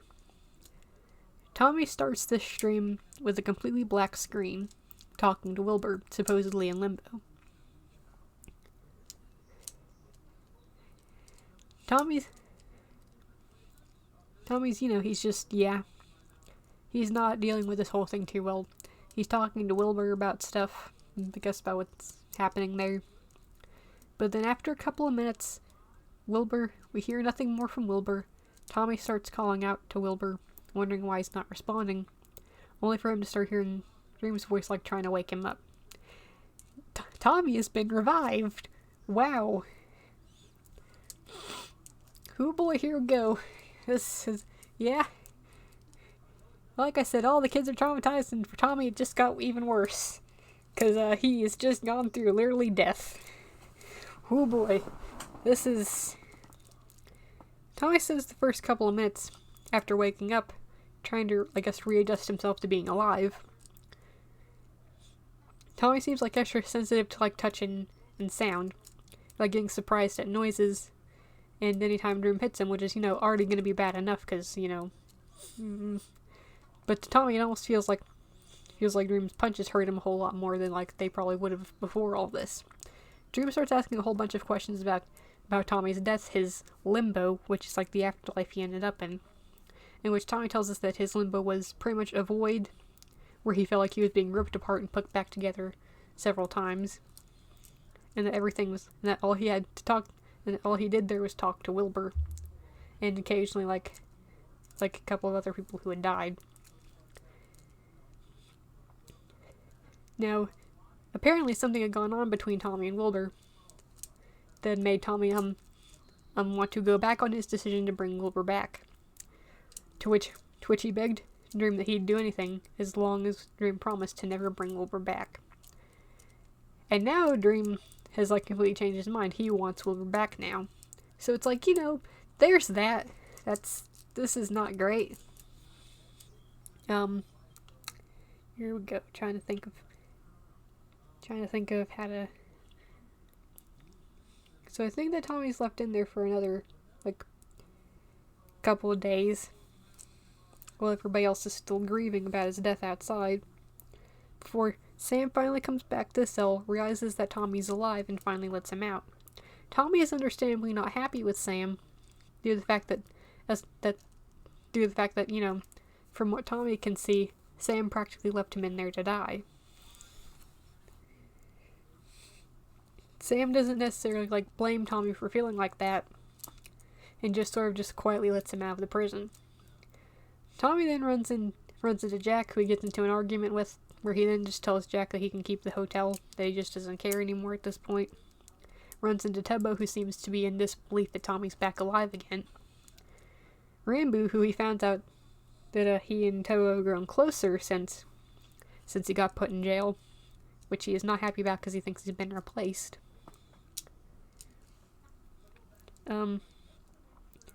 He leaves a note at Puffy's therapy office saying that he just, wants to talk to someone soon. They run into Quackity, who at first doesn't believe that it's actually Tommy. Thinks that it's this cruel joke that someone's playing.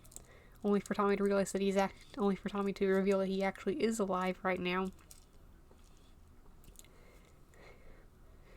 Quackity asks a couple of questions about Revival, which Tommy is very reluctant to answer.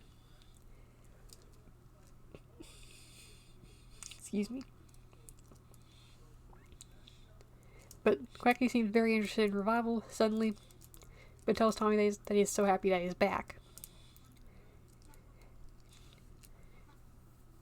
I think the stream just kind of ends with like, yeah, Tommy's not doing great. He's had better days. Now it's at some point after this that let's see. Let me take a drink real quick.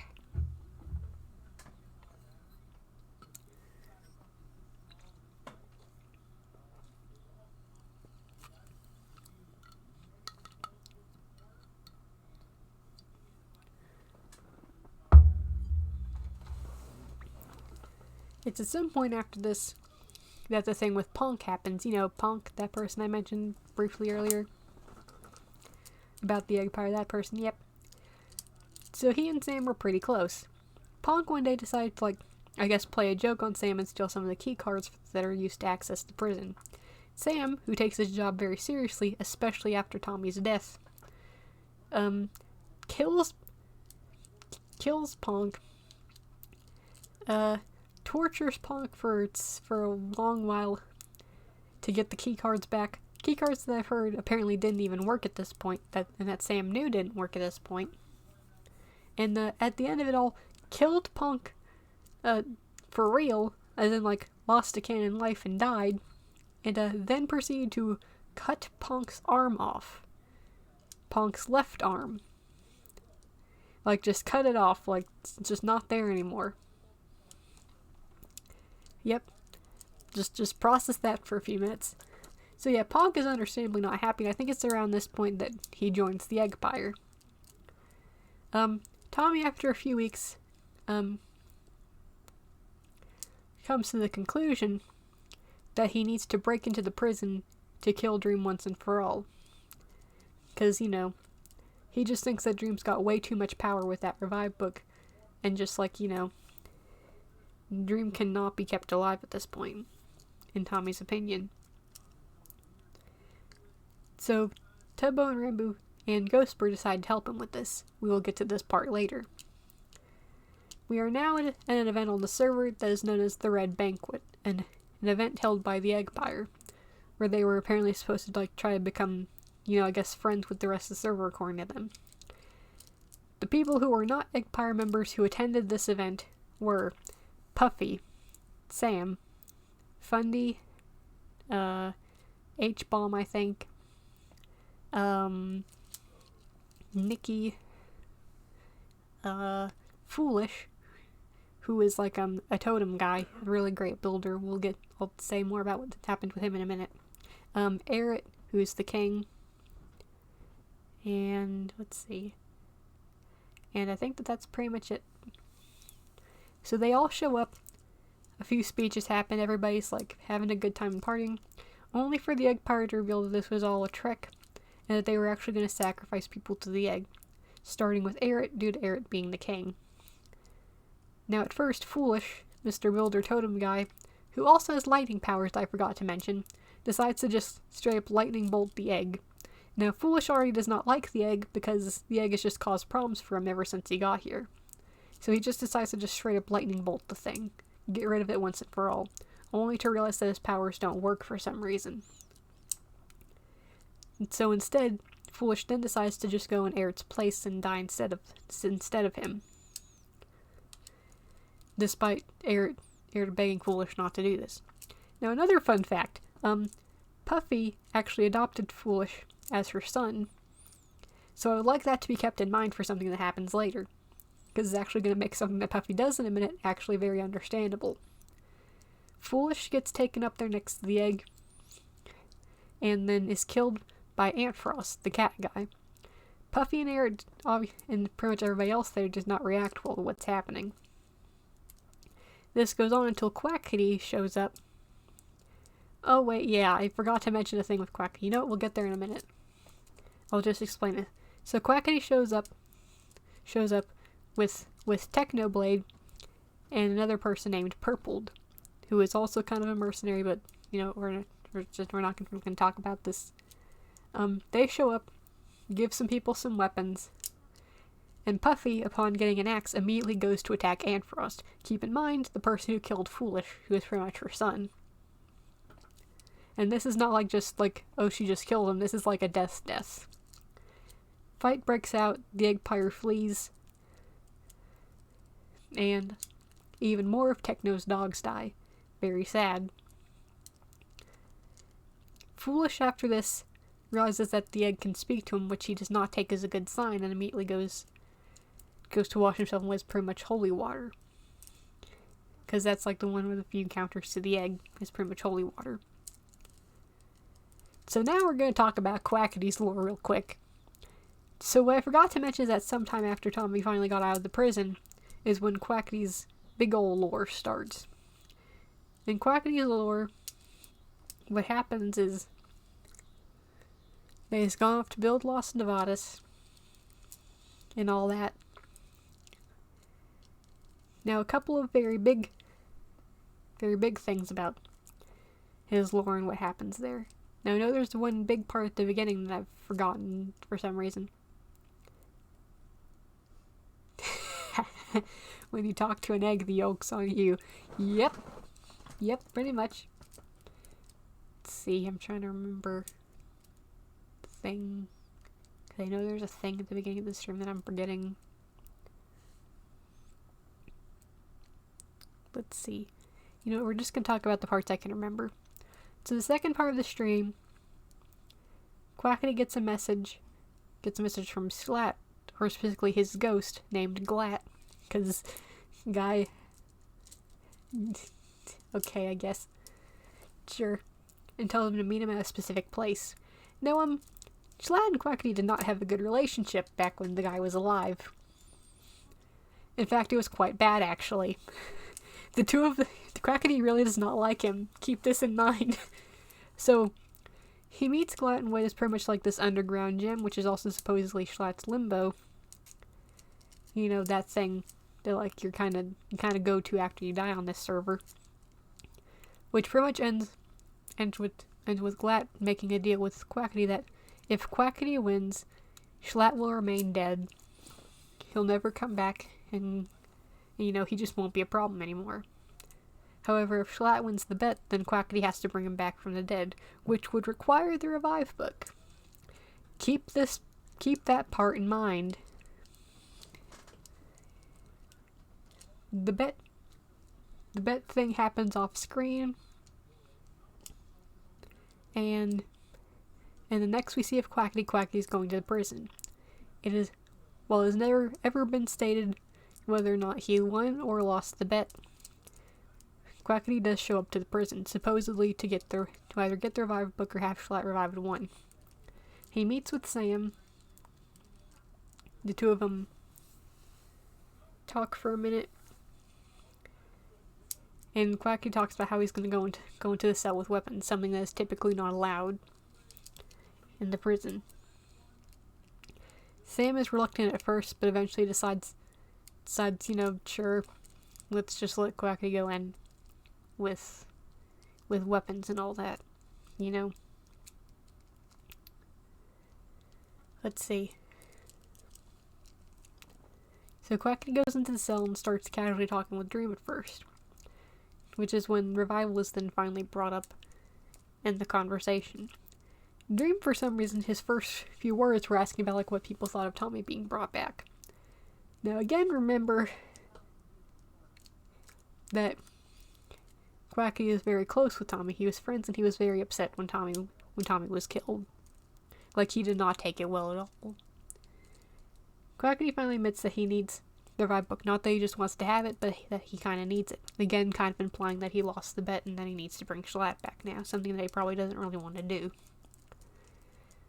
Now, Dream at first says, okay, well, maybe if you let me out of prison. Which, you know, also can't happen for a lot of reasons.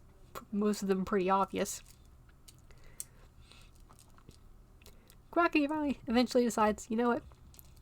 Dream's obviously not going to do this the easy way, so Quackity then gets out some weapons, and then tells Dream that he was going to do this the nice way, but you know, Dream starts to panic a little bit because he doesn't understand how Quackity could get in with weapons, believing that he must have somehow snuck them past Sam, something that should technically be pretty impossible.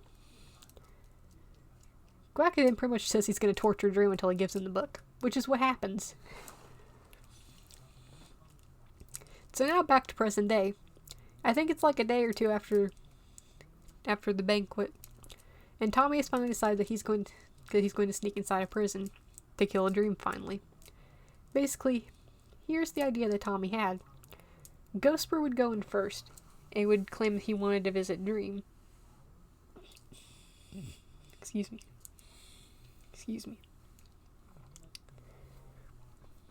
Tommy would follow in, being invisible, and would wait until they got into the cell before finally killing Dream once and for all. However, Tommy accidentally messes up when they were like last second when he pulls out the axe too early. Before Tommy can get onto the little like conveyor belt thing he has to get on to get into the cell, Ghostbur gets on and the thing is already moving, but Sam forces Tommy to stay back.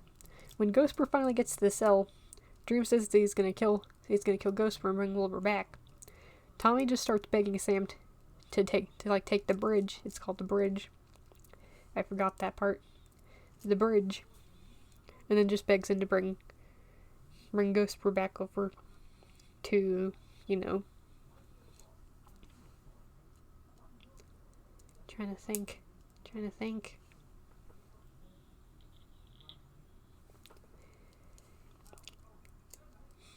So this goes on for a few more minutes while Sam asks Tommy what he's doing and how he got in.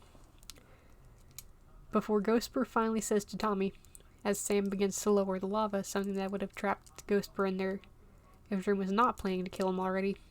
Ghostbur's final words were, "Tommy, you told me it would be okay," before Dream kills Ghostbur and then supposedly revives Wilbur. Sam kicks Tommy out of the prison, and I think that this is something that sort of, pretty much permanently made the relationship bad. I think it just permanently yeah, it's gonna take some time for that to get good, but given the fact that Sam is also involved in helping torture you, I'm pretty sure that once Tommy finds that one out, yeah. But anyway, we'll get to that one later. So Tommy, Tubbo, and Rainbow leave the prison, go back towards around where the area where L'Manberg is, or was at least, and they find a newly revived Wilbur there. Wilbur talks about how he was brought back. Wilbur's limbo was a train station, what many fans have believed to be the one that were on his cover for one of his albums of music that he did, that was Your City Gave Me Asthma. The cover of that album seems to be a train station of some kind, a very ghostly kind of train station, might I add. So a lot of people believe that when Wilbur says that his limbo is a train station, that's what he means. Wilbur says he was sitting there, mostly playing solitaire for what...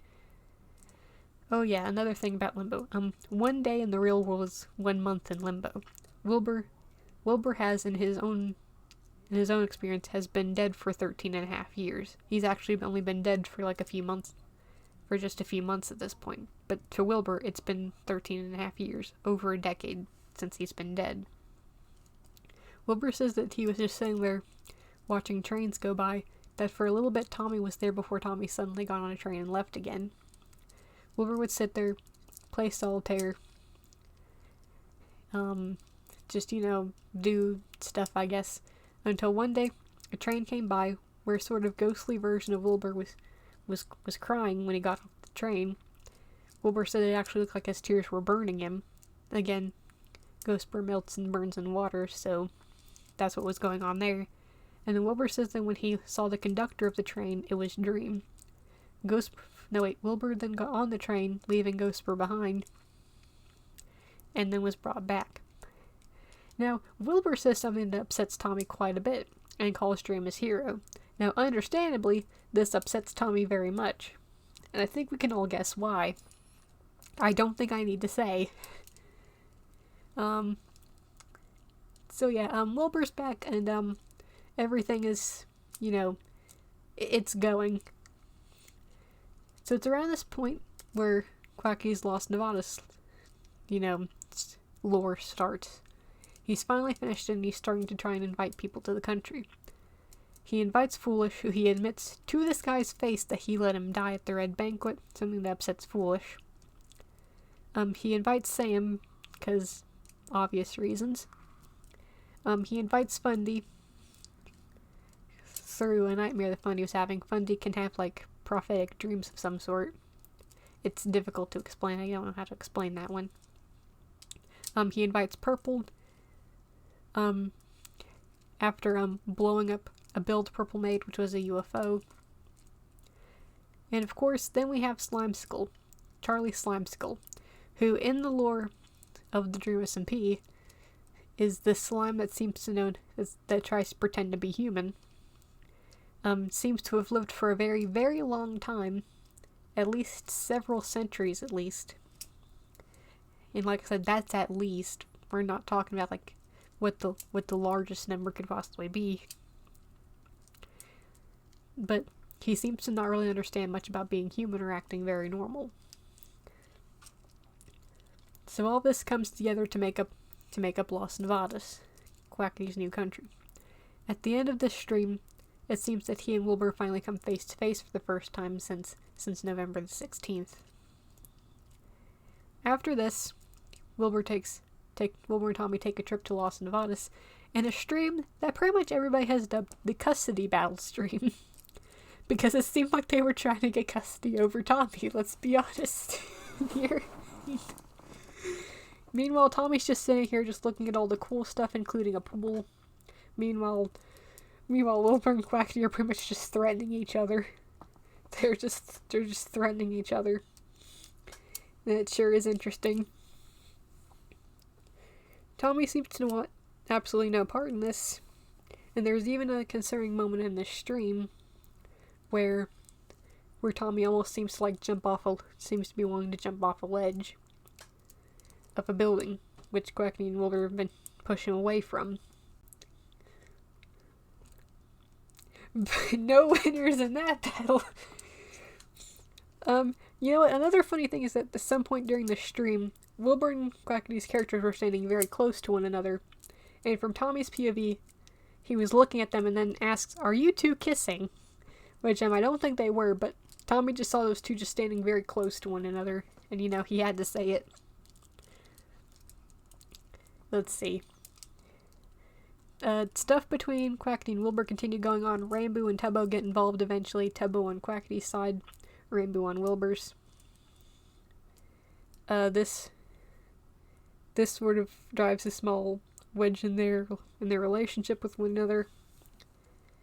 But I think eventually it gets kind of better, but not much. Eventually at some point, at least prior to the prison break, yep, we'll get there in a minute. Or a little bit. At least. And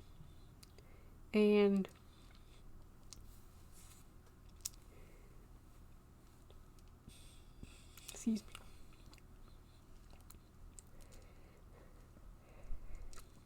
Because, we'll get there in a minute. First we're gonna talk about the prison stuff again.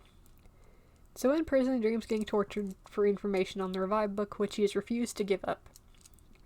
At one point during a Quackity live stream, he accused Quackity of actually enjoying torturing him, which Quackity admits that he honestly kind of might. In which Quackity gives another reason for why he's torturing him, that Dream has just hurt so many people on the server, probably a lot that Quackity are friends with. I think I think honestly he might have also been more referring to Tommy, because Dream has done a lot to Tommy at this point. Oh, I can't even get into all of it right now. It's just a lot. There's just a long list.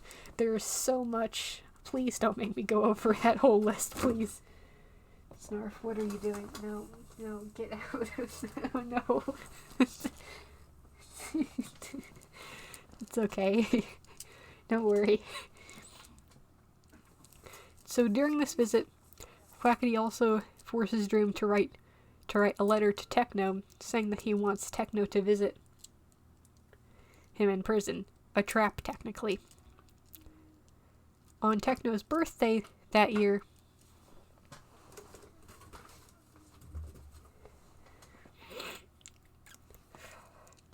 Quackity delivers this message to Techno, saying that Dream just wants him to visit. Now, I think the Techno himself knew this was a trap, but decided to go anyway.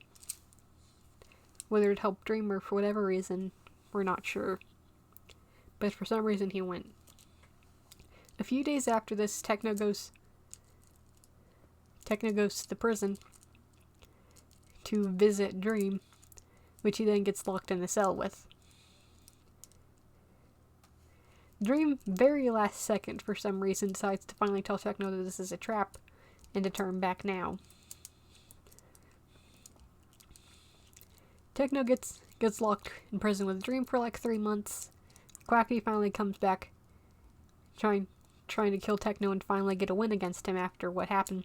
Even going to use a pickaxe against Techno. You know, to just revenge, basically. However, that fails because Techno actually had a plan to get out. Now, technically, he told Phil to wait 3 days, which apparently Phil misread as 3 months.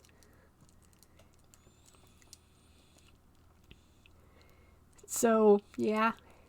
But Techno had what is known as a stasis pearl, which is an ender pearl put in some water that you can flip a trapdoor on and it will teleport you away.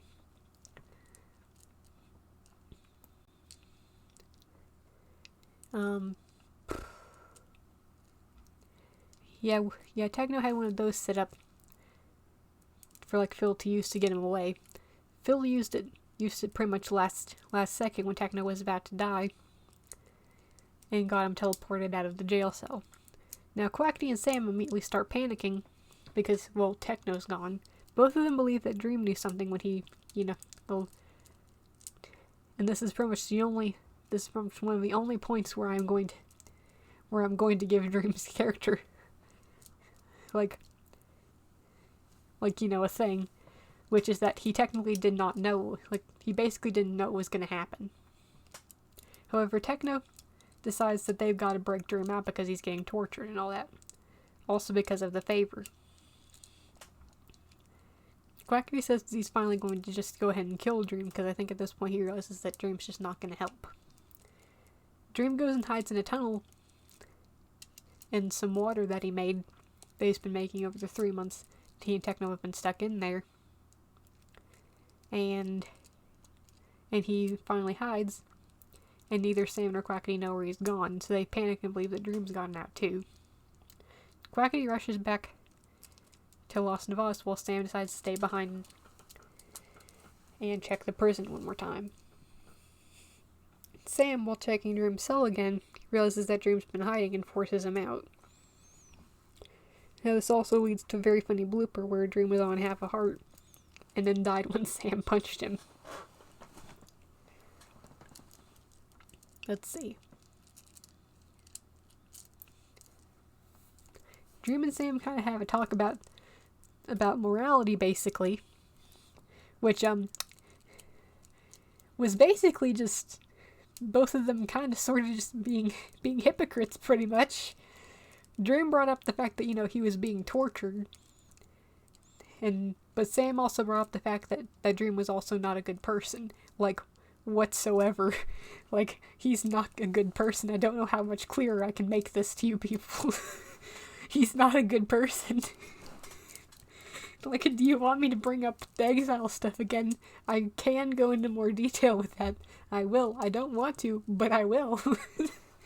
Again, he also murdered a kid in the jail cell with a potato. And then brought him back just to prove that he could. That's the thing that happened, to remind you. That's the thing.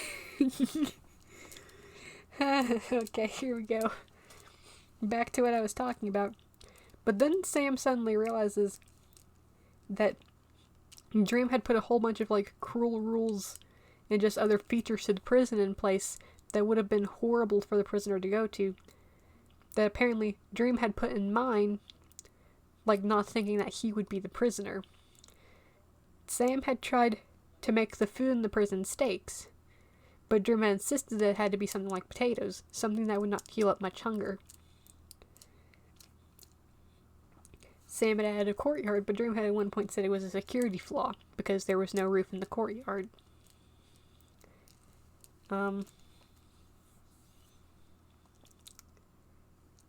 Sam just points out a lot of features that Dream put in there that were very clearly not going to be great for whoever was going to be put in that position besides Dream.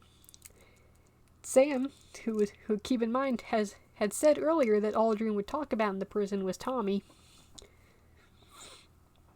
then comes to the conclusion that this meant that the prison had been built originally for Tommy, and that Dream had done this to just put Tommy through what was probably going to be an even more horrible experience than exile was. Now, Dream does not confirm nor deny this, but Sam just pretty much takes his silence as him just saying, yeah, that was my idea. Sam just leaves Dream alone after that. Over the next several months, we see that Tommy has been doing slightly better, not much, slightly though. And just, yeah, things could be going. Yeah. So now we get to that one Wilbur and Quackity thing I mentioned earlier. Now, Wilbur did a stream where he pretty much just read out what was pretty much a fan fiction he wrote. It's not fan fiction, it's part of his story, but it was basically fan fiction. Excuse me. That Wilbur titled Hitting on 16. It was mostly had to do with more Lost in Oz lore involving Wilbur. In this, Quackity invites Wilbur over for like a little business meeting dinner or something, in which he tells Wilbur that he can be vice president of Lost in Oz, something that Wilbur will not take. Wilbur, with Rainbow, who keep in mind is kind of helping him, builds a little thing where they were going to trap Quackity's horse, which he had apparently said he didn't care about or something. I don't know what happened there. Not now, computer. And he was going to blow it up and kill it with Rainbow's help. Tubbo found out about this and was not very happy. His and Rainbow's relationship is not going too well. Stuff goes down. Wilbur and Quackity get into a fight. Tubbo accidentally gets stuck in the trap Wilbur had made for the horse, and Rainbow decides to finally help Tubbo. Rainbow, after taking Tubbo's place, gets Wilbur and Quackity's attention. Wilbur tries to help, but Rainbow refuses for him to help. The last few words before everything just went very, very wrong was the final 3 lines of where Rainbow talked to Wilbur. I can't remember what he said, but the last 3 lines were Rainbow said, Rainbow smiled, and Rainbow jumped. Now, Rainbow was on a pressure plate that, I guess, once whatever was standing on the pressure plate finally stepped off of the pressure plate, and then something would explode. Rainbow knew this, and he jumped, which I guess released the pressure from the pressure plate, finally setting the TNT off. Wilbur did not, I'm pretty sure, was not doing too well after this, since he pretty much just killed the friend. Now, the thing is that later on, it would be implied that Rainbow was on his last life during the prison break, which we are getting to, don't worry. I don't know. How I personally like to see this is that Rainbow lost his first life during some mysterious event on the server. He lost his second life during this, because I think Wilbur has pretty much confirmed that was a canon death. And then he lost his final one in the prison break, but we'll get into more detail with that in a minute. So next we get to what is the most recent Quackity lore stream. Well, actual lore stream anyway. During this lore stream, Quackity is talking with, again, Slimesicle. Apparently after the stuff that went down with Dream and Techno in prison, Quackity realized that he was probably in a whole lot of danger now, and that he would need a successor of some kind. He chose Slimesicle. So he started trying to train Slimesicle on how all this stuff worked. And he and Slimesicle got closer and closer. And Quackity finally has, like, a really close friend after so long of everything having happened. However, in fact, Slimesicle actually made a good point to Quackity, which is, like, is revenge ever worth it? Which Quackity finally answered the question. Like, I think Slime's whole thing was that, like, for so long he's been alive, that he's just seen people get revenge on each other, and that just finally ends with both of them dying. And then he finally just asked Quackity, is revenge ever worth it? To which Quackity finally says no, it isn't. During the last several minutes of the lower stream, Purple confronts Quackity on stuff. And towards the end of it, he shoves Slime into a bunch of lava. Quackity dives in after him and desperately tries to save him, with Slime's final words being, thank you for teaching me what it was like to be human. Maybe I almost was. I guess he was going to say, maybe I almost was one, before finally burning to death in the lava. Quackity supposedly survived this. Later on, I guess he gets some kind of help from Foolish, in which he tries to, translate a message Slime left behind for him, which just read Legacy. And then after this, Prison Break. Woo, this is sure gonna be something. Oh boy, here we go. Almost been 2 hours since I've been streaming. Here we go. So Techno, Phil, and Nikki, who are part of this group called Syndicate, decide to go and break Rambo and Dream out of prison, because apparently Rambo's now been put in prison. Not sure why, but due to reasons relating to Techno and Dream, I guess. They arrive at the prison, they break Dream and Rambo out, but once they finally get out, Sam's friend threatens Rambo with killing his son Michael. You know, the little baby piglet I mentioned earlier? That little dude. And Rambo decides to stay behind. Techno refuses to leave without Rambo, but Dream insists that they need to get out of there and move. Sam says that he'll let Rambo go if Dream gets back in the prison. Dream refuses, and Techno says the lines, "Dream doesn't care, I care." Sam then kills Rambo right in front of Techno. Techno fights Sam real quick, and then they all just run off into the Arctic, pretty much. Tommy right now is panicking for obvious reasons, and decides he needs to go get his stuff back that he buried in Logsatire a long time ago. Back at the cabin, Techno demands for his armor and weapons back, which Dream gives him. And then they chase Dream off the property, saying that he's not really allowed there anymore. Dream runs off and runs into Puns. Yep, remember that guy from earlier? So it is revealed through this that Puns actually didn't fully betray Dream, it was all staged. So, you know that whole thing down there where Tubbo and Tommy got the discs back? Where they thought Puns had saved them? Yeah, that was all staged, actually. I'm not kidding. Those kids cannot catch a break. Ooh, oh boy. I kinda like Ponk more. I kinda like Ponk more. Oh boy. Woo. Well, you see, Ponk kind of actually makes some comments to Sam about, the whole having his arm cut off thing. Ponk has been understandably salty about that ever since it happened. I don't really think you can blame him for that. That guy had his arm cut off.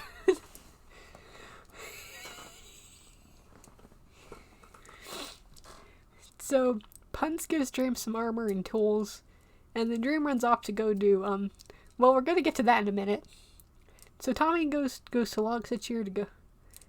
He can't clap.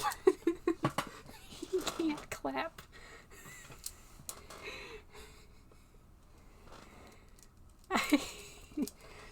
Okay. So Tommy gets to Logsatire just hoping that he can just dig his stuff back up and that everything will be fine. So Tommy gets to the spot where he buried everything, opens the chest only to find the chest completely empty. No armor, no tools, no nothing. Tommy suddenly builds back up out of the hole, only to realize that another portal's been destroyed and that Dream's back there. Dream decides to be just terrifying, and just completely terrifying. Let's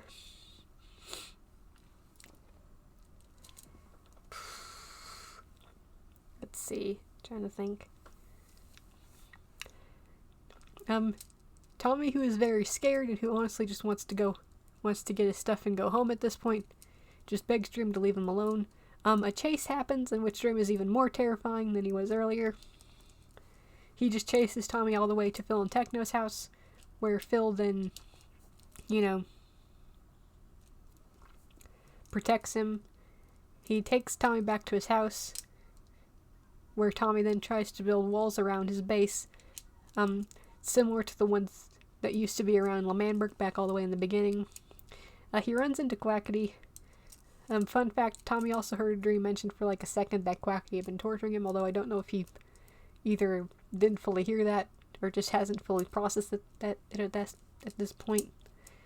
It could be either, let's be honest. And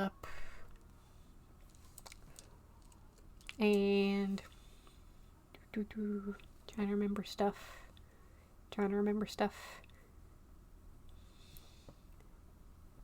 Dream then goes to Snowchester, which was Tubbo and Rambu's like little like place that they had made to go and get his armor, which was in the possession of Tubbo originally. Now Sapnap, who, keep in mind, promised to kill Dream if he ever broke out, is there and already has Dream's stuff. Dream demands that Sapnap give him his stuff back, which Sapnap refuses to do. Understandably. Dream then threatens a place called Kanoko Kingdom. Kanoko Kingdom is the place that Sapnap had built with George and Carl. George being another one of Dream's ex-friends, I'm pretty sure. And he threatens that place and then runs off. I guess Sapnap then just runs back to Kanoko just to make sure that everything's still okay and that everyone's still safe. Because keep in mind, Sapnap has witnessed Dream completely destroy a country before. He has witnessed that. He knows he is capable of that. Ooh boy.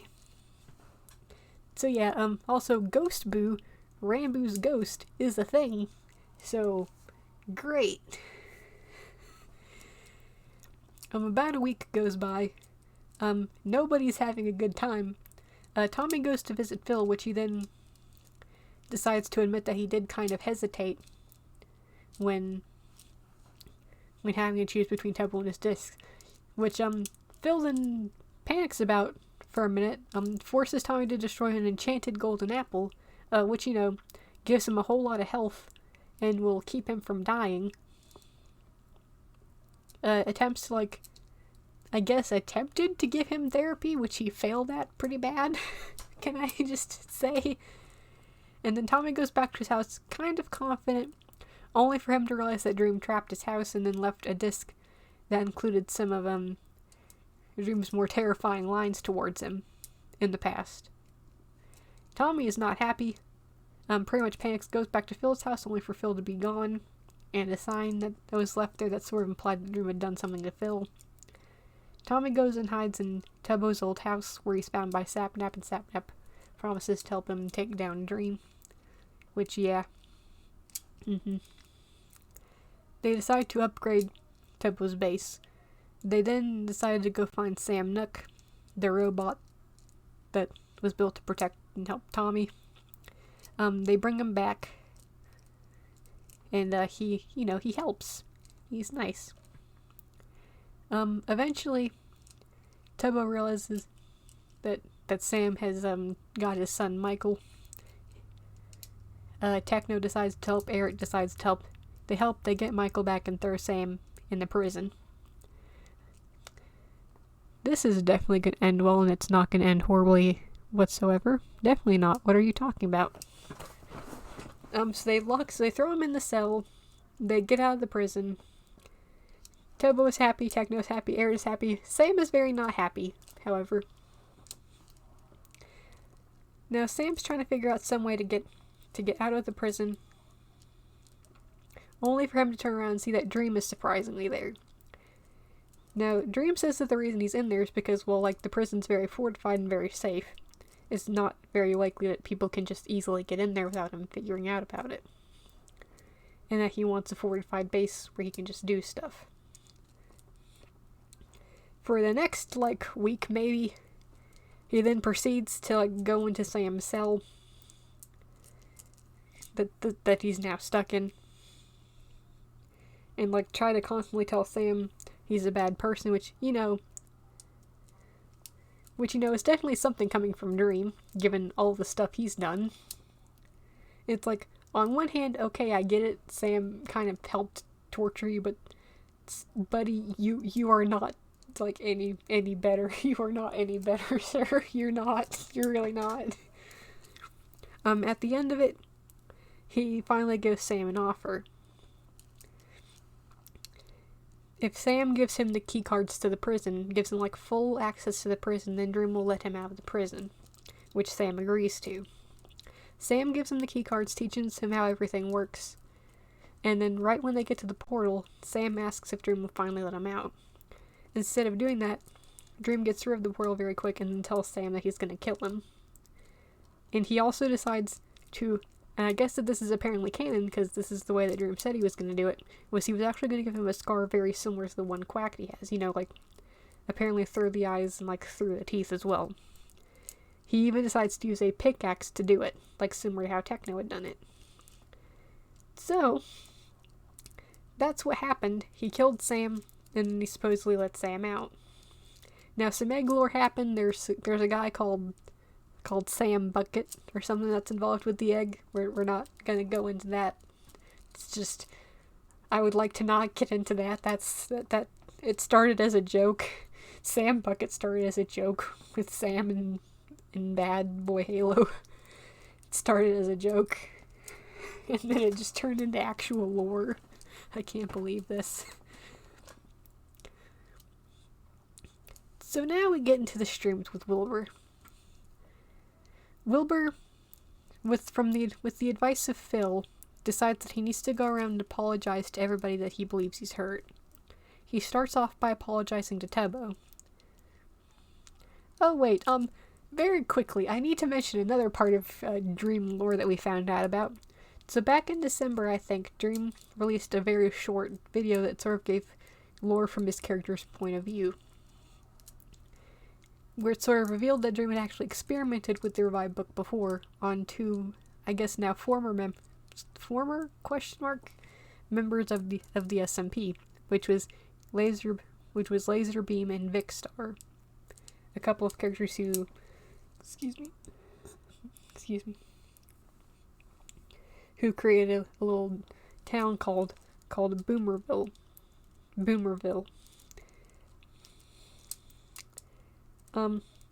Now the time I'm believing this to take place during is sometime like in the middle of Tommy's exile, because apparently I've heard that Laserbeam visited him once, and personally, I believe before Dream was put in prison, because he wouldn't be able to do stuff there. So he and Puns, yes Puns, kidnapped these two and use them as like experiments for the revived book and all that. So you can see why I said this would have had to have taken place sometime between the beginning of, like, during the time of Tommy's exile and before Drake was put in prison. So yeah, that's the thing he's done. So back to Wilbur and Wilbur lore. Wilbur apologizes to Tebo and it goes well. Wilbur goes to talk to Eric, where the two of them just get all their feelings out, and in which Eric makes Wilbur promise to, like, get rid of the TNT so they can't use it to hurt anyone anymore, while Eric drops, like, a crown of his into, like, the crater. Now, Wilbur says he's going to go talk to Nikki next, but he actually ends up talking to Fundy. Actually, at the end of the stream with Eric, he actually changed a lyric in Lemamberg's anthem about Eric to one that's sort of nicer to Eric. Something that Ghostbird actually promised Eric. Something that's now finally been done. So Eric's now sort of officially been forgiven by pretty much all of the original members of Lemamberg that he had hurt. Right, so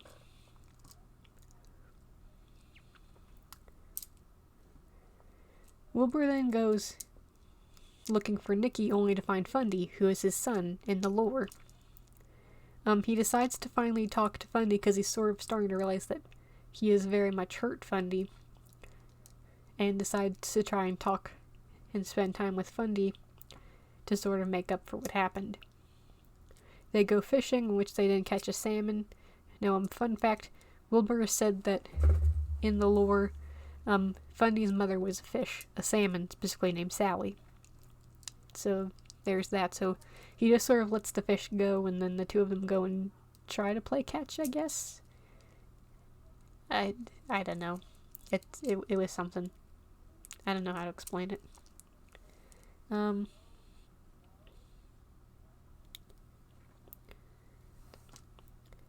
everything seems to be going pretty well up until the ending, in which Fundy tells Wilbur that while he has gotten the apology from Wilbur, he does not forgive him for what he's done. Fundy then tells Wilbur that he has pretty much moved away from everybody on the dsmp because he believes that no one on the server cares about him, and that he doesn't want anyone to look for him. Wilbur tries to tell Fundy that this is a bad idea and that he sort of knows what this is going to do and that it's not great. Fundy just tells Wilbur to leave and to just leave him alone. And then Wilbur decides to walk away, only out of the corner of his eye to see that Fundy has leapt into the crater of Manberg and then died.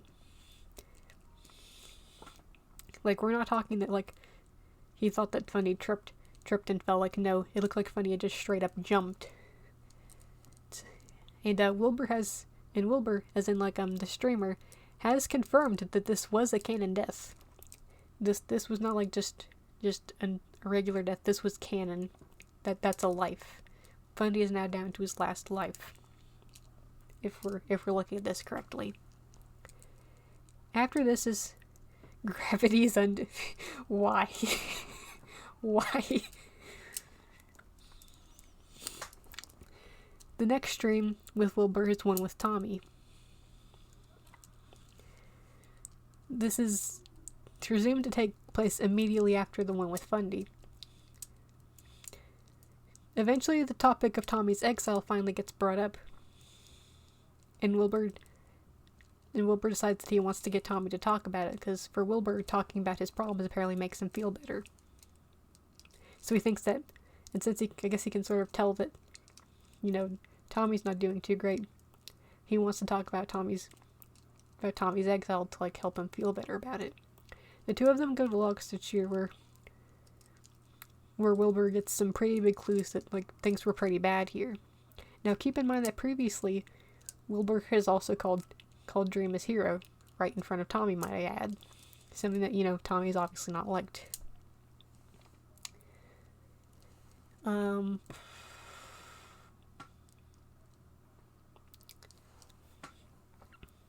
Let's see. When the two of them get there, they eventually get to the pillar, the tower that Tommy made, the one that he was gonna jump off of, and, yeah. Wilbur gets Tommy to talk about it, and Tommy finally just sort of spills what happened. Not everything that happened, and not in very much detail, but, like, enough that you can get the general gist of what happened. Tommy says that Dream would come there every day and would destroy Tommy's progress, or his items. His progress, his items. And then Tommy says that quite frankly, Dream destroyed every bit of hope and will to live that he had. Tommy said that he tried to have hope that things would get better, that people would show up at the beach party, and that Ghostbur would come back, none of which happened. Tommy says that every day, a little bit of that hope left and left and left until there was none left, and as time puts it, until he broke. Tommy's final words to Wilbur during this entire sequence was, "This tower is where I went to kill myself because of Dream." Wilbur then has a little... He has a little, inside of his brain moment. That's what we're gonna call this, because I don't know a better way to explain it. The words are leaving me. Because it's been a while. But, Wilbur sort of has a little thing in his brain where he imagines having a confrontation with Dream in prison about this. Wilbur is for some reason still unaware of the fact that the prison break has occurred. For some reason. I'm not sure why. I don't know how he is not aware of this. Why has Phil not talked about this yet? Sir, that's your son. You should probably tell him about that. Wilbur confronts Dream about what he's just heard from Tommy. And then Dream, in Wilbur's imagination, might I add, just says that those were fond memories. Wilbur tells him to repeat that, and then Dream does repeat it and says, those were fond memories, Wilbur. Wilbur then proceeds to, in his imagination scenario here, that he is beating Dream up for what happened. When Tommy finally gets Wilbur to snap out of it, Wilbur comes up with a plan that they're going to lure Dream out, and that Wilbur's going to, try to talk to him. Which I'm pretty sure even Tommy knows is, not what's going to happen. I think even he knows that, yeah, something's going to go down here in a few minutes, and it's not going to be great. But first, Wilbur decides to finally give Tommy the beach party that he wanted, a happy one that's not sad. He and Tommy take out one of Tommy's music discs and play it on the beach, where Tommy is finally happy. The two of them come up with a plan that's going to require Tommy to give up his 2 discs. Well, to Wilbur, and Wilbur just tells Tommy to trust him. They're going to lure Dream out, and then Wilbur's going to confront him. They go to the prison with the intention that Tommy is going to press a button that's in the prison that will activate the alarms. When they do get in there, Tommy suddenly runs out, saying that he's pulled the alarm and that they need to leave now. Wilbur soon realizes the reason why Tommy's running, which is that Dream is very close behind him, and that he's actually still in the prison. Tommy demands that they go through the portal, right now, and get out. Dream, flicks the lever that, turns the portal off, and Tommy just continues to panic, obviously, as to why. And, yeah, things are not going great. Now, Wilbur actually manages to get Dream to do what he says, saying that he's going to pour lava on himself and, kill himself using the lava if Dream doesn't comply. So Dream pretty much does whatever Wilbur tells him. The first thing Wilbur tells him to do is to write a book pretty much saying that L'Manberg was a good thing and that, Dream was the bad guy there. Which he actually gets Tommy to help him write. Dream actually goes through with this, and Wilbur gets the book. Now, Wilbur then pulls out what looks like Tommy's 2 discs, throws them to Dream, and tells Dream to then destroy the discs. Now, Tommy begins to panic when Wilbur does this. Again, you can understand why. Meanwhile, Wilbur continues to threaten Dream, saying that he's going to pour lava on himself if he doesn't hurry up. Dream finally decides to burn the discs, something that upsets Tommy a whole lot. And then the two of them leave. Tommy yells at Wilbur the whole way back, telling Wilbur that he trusted him, and a bunch of other stuff. Yeah, he's not happy. When they finally get back to the community house, Wilbur opens up another chest revealing Tommy's discs inside. The discs that Wilbur had were not Tommy's discs, they were fakes. He gives the discs back to Tommy, saying that he needs to make sure Dream never finds out that he still has the actual discs. Wilbur then says to Tommy, "You're free now," which, no he is not, but, thanks for the gesture, Wilbur? Question mark, I guess? That was one way to go about it, I guess. And the stream ends there, with Tommy just sort of quietly saying, "Thank you."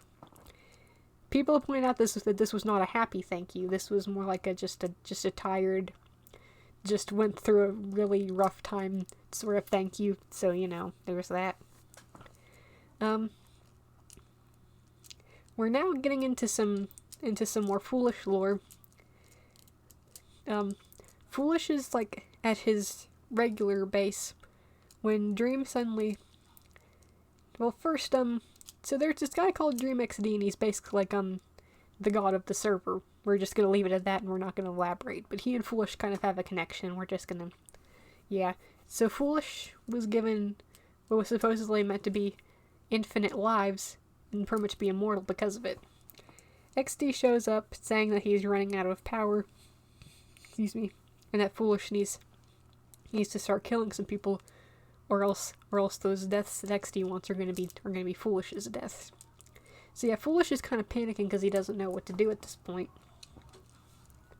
Before Dream shows up, according to himself, to admire what Foolish is doing, and it says that he found the place because he was traveling through the Nether, and that he saw like this big old fancy Nether portal that just seemed to just scream like power and wealth. Foolish seems to understand that's not the main reason he's here,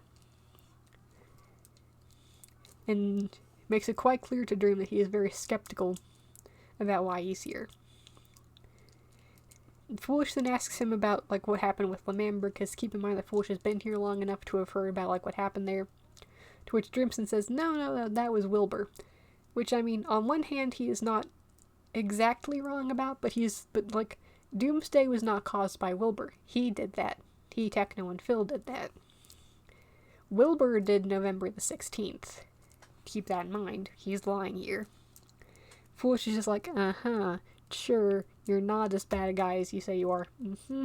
100% believe that. I mean, it's pretty clear that he did not think, that Dream was being honest here. Now, during this conversation, Sam shows up. Sam, the guy that Dream killed while he was stuck in prison. That guy. Former warden of the prison. Him. Sam. Creeper dude. So Sam shows up, kind of freezes when he sees that Dream is there. Again, understandably. And,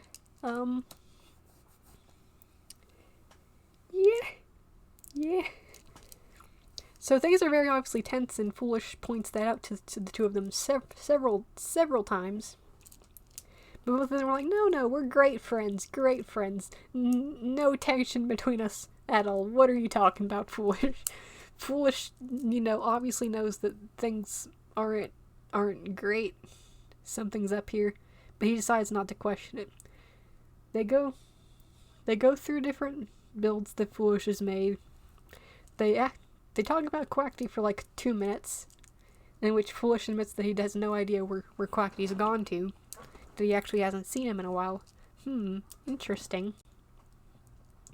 And then eventually, it gets to the part of the stream where Foolish finally decides to ask Dream why he's actually here. Because I think Foolish definitely knows that Dream is not just here to check out the builds, that he's here for some other reason. Dream, during this conversation, also finally tells Foolish about what Sam's done, like, the whole assisted a guy in torturing him thing. And, all that. Sam doesn't really deny anything that happened, probably because, this guy is terrified that he's gonna die again, if he doesn't agree with this guy. And so Foolish and Dream make a deal, which I don't think is going to end well for anybody. The deal is that Foolish lets Dream know when Quackity's around, and in return, Dream kills someone for Foolish. Keep in mind again that of Foolish's little issue that he has. So that deal is made. I think both Sam and Dream leave. I don't know. Don't remember that whole thing. And now we get to recent lore, like we're talking a few days ago recent. Very recently, Tommy and Tebow did lore with Jack and Hannah. Jack, to see if Tommy did, in fact, still care about stuff, more specifically the prison and him, he decided to destroy the prison to see if Tommy, no, not the prison, the hotel. Jack destroyed the hotel to see if Tommy would care. So he destroys it, blows it up, and then Tommy and Tebow show up. Apparently the two of them were gonna go have a little friendly hangout dinner or something, but hotel got destroyed, and that's kind of more important. So the two of them go into detective mode. Jack goes into detective mode with them. Now in the hotel, Jack had left signs that said that Hannah was responsible, which she wasn't. She had no idea this had even happened. So the three of them go to find Hannah, go to put her in prison. Well, prison. It was more like a little tiny jail cell that Tommy and Tebow had made. where they then find out that Jack was actually the person who did it. Hannah was Hannah was apparently playing along because, let's see. Because, she thought they were having fun, that this was all a joke, and that this was they looked happy. Like, actually happy. Like, keep in mind that she's also been here long enough to know these kids have, problems. And, like, have gone through some stuff. So she's aware of that. She's like, it just seemed like you guys were having so much fun. Stuff happens, Jack and Hannah run off. I've heard, although I haven't seen this part, that Hannah actually talked with Jack about the fact that Tommy and Tubbo are both traumatized. Jack tried to talk with Tommy about, like, his issues with Tommy, but it didn't go well. And yeah, that's where we are right now. That is pretty much the entire dsmp lore as I know it, summarized in about 2.5 hours. We've gotten updates on lore. We've heard that apparently sometime soon, although we don't know when soon is exactly. Apparently there's this sort of very big world-altering event that's going to happen. Extensive. Yeah, it's very long. This has gone on for like almost 2 years, like over, kind of a little over 2 years now. And Dream has even said that he's going to start doing lore from his own character's point of view. We're going to finally get streams from Dream's character's point of view, which I think is interesting, and I can't wait to see how that goes. But we don't know when that's going to be. And yeah, I think tomorrow's stream is just going to be, answering any questions about the lore that some of you guys might have. Tonight was just an explanation on the lore from how I understand it. So yeah, I hope y'all enjoyed the stream tonight. It sure was an interesting... Wait, hold on. Can't put that up yet, sorry. Sure was an interesting one. So yeah, tomorrow is, ask me any questions about the lore or characters that you want. And I'll try to answer them best I can. Yeah, I hope y'all enjoyed the stream. And I'll hopefully see y'all tomorrow night. Bye!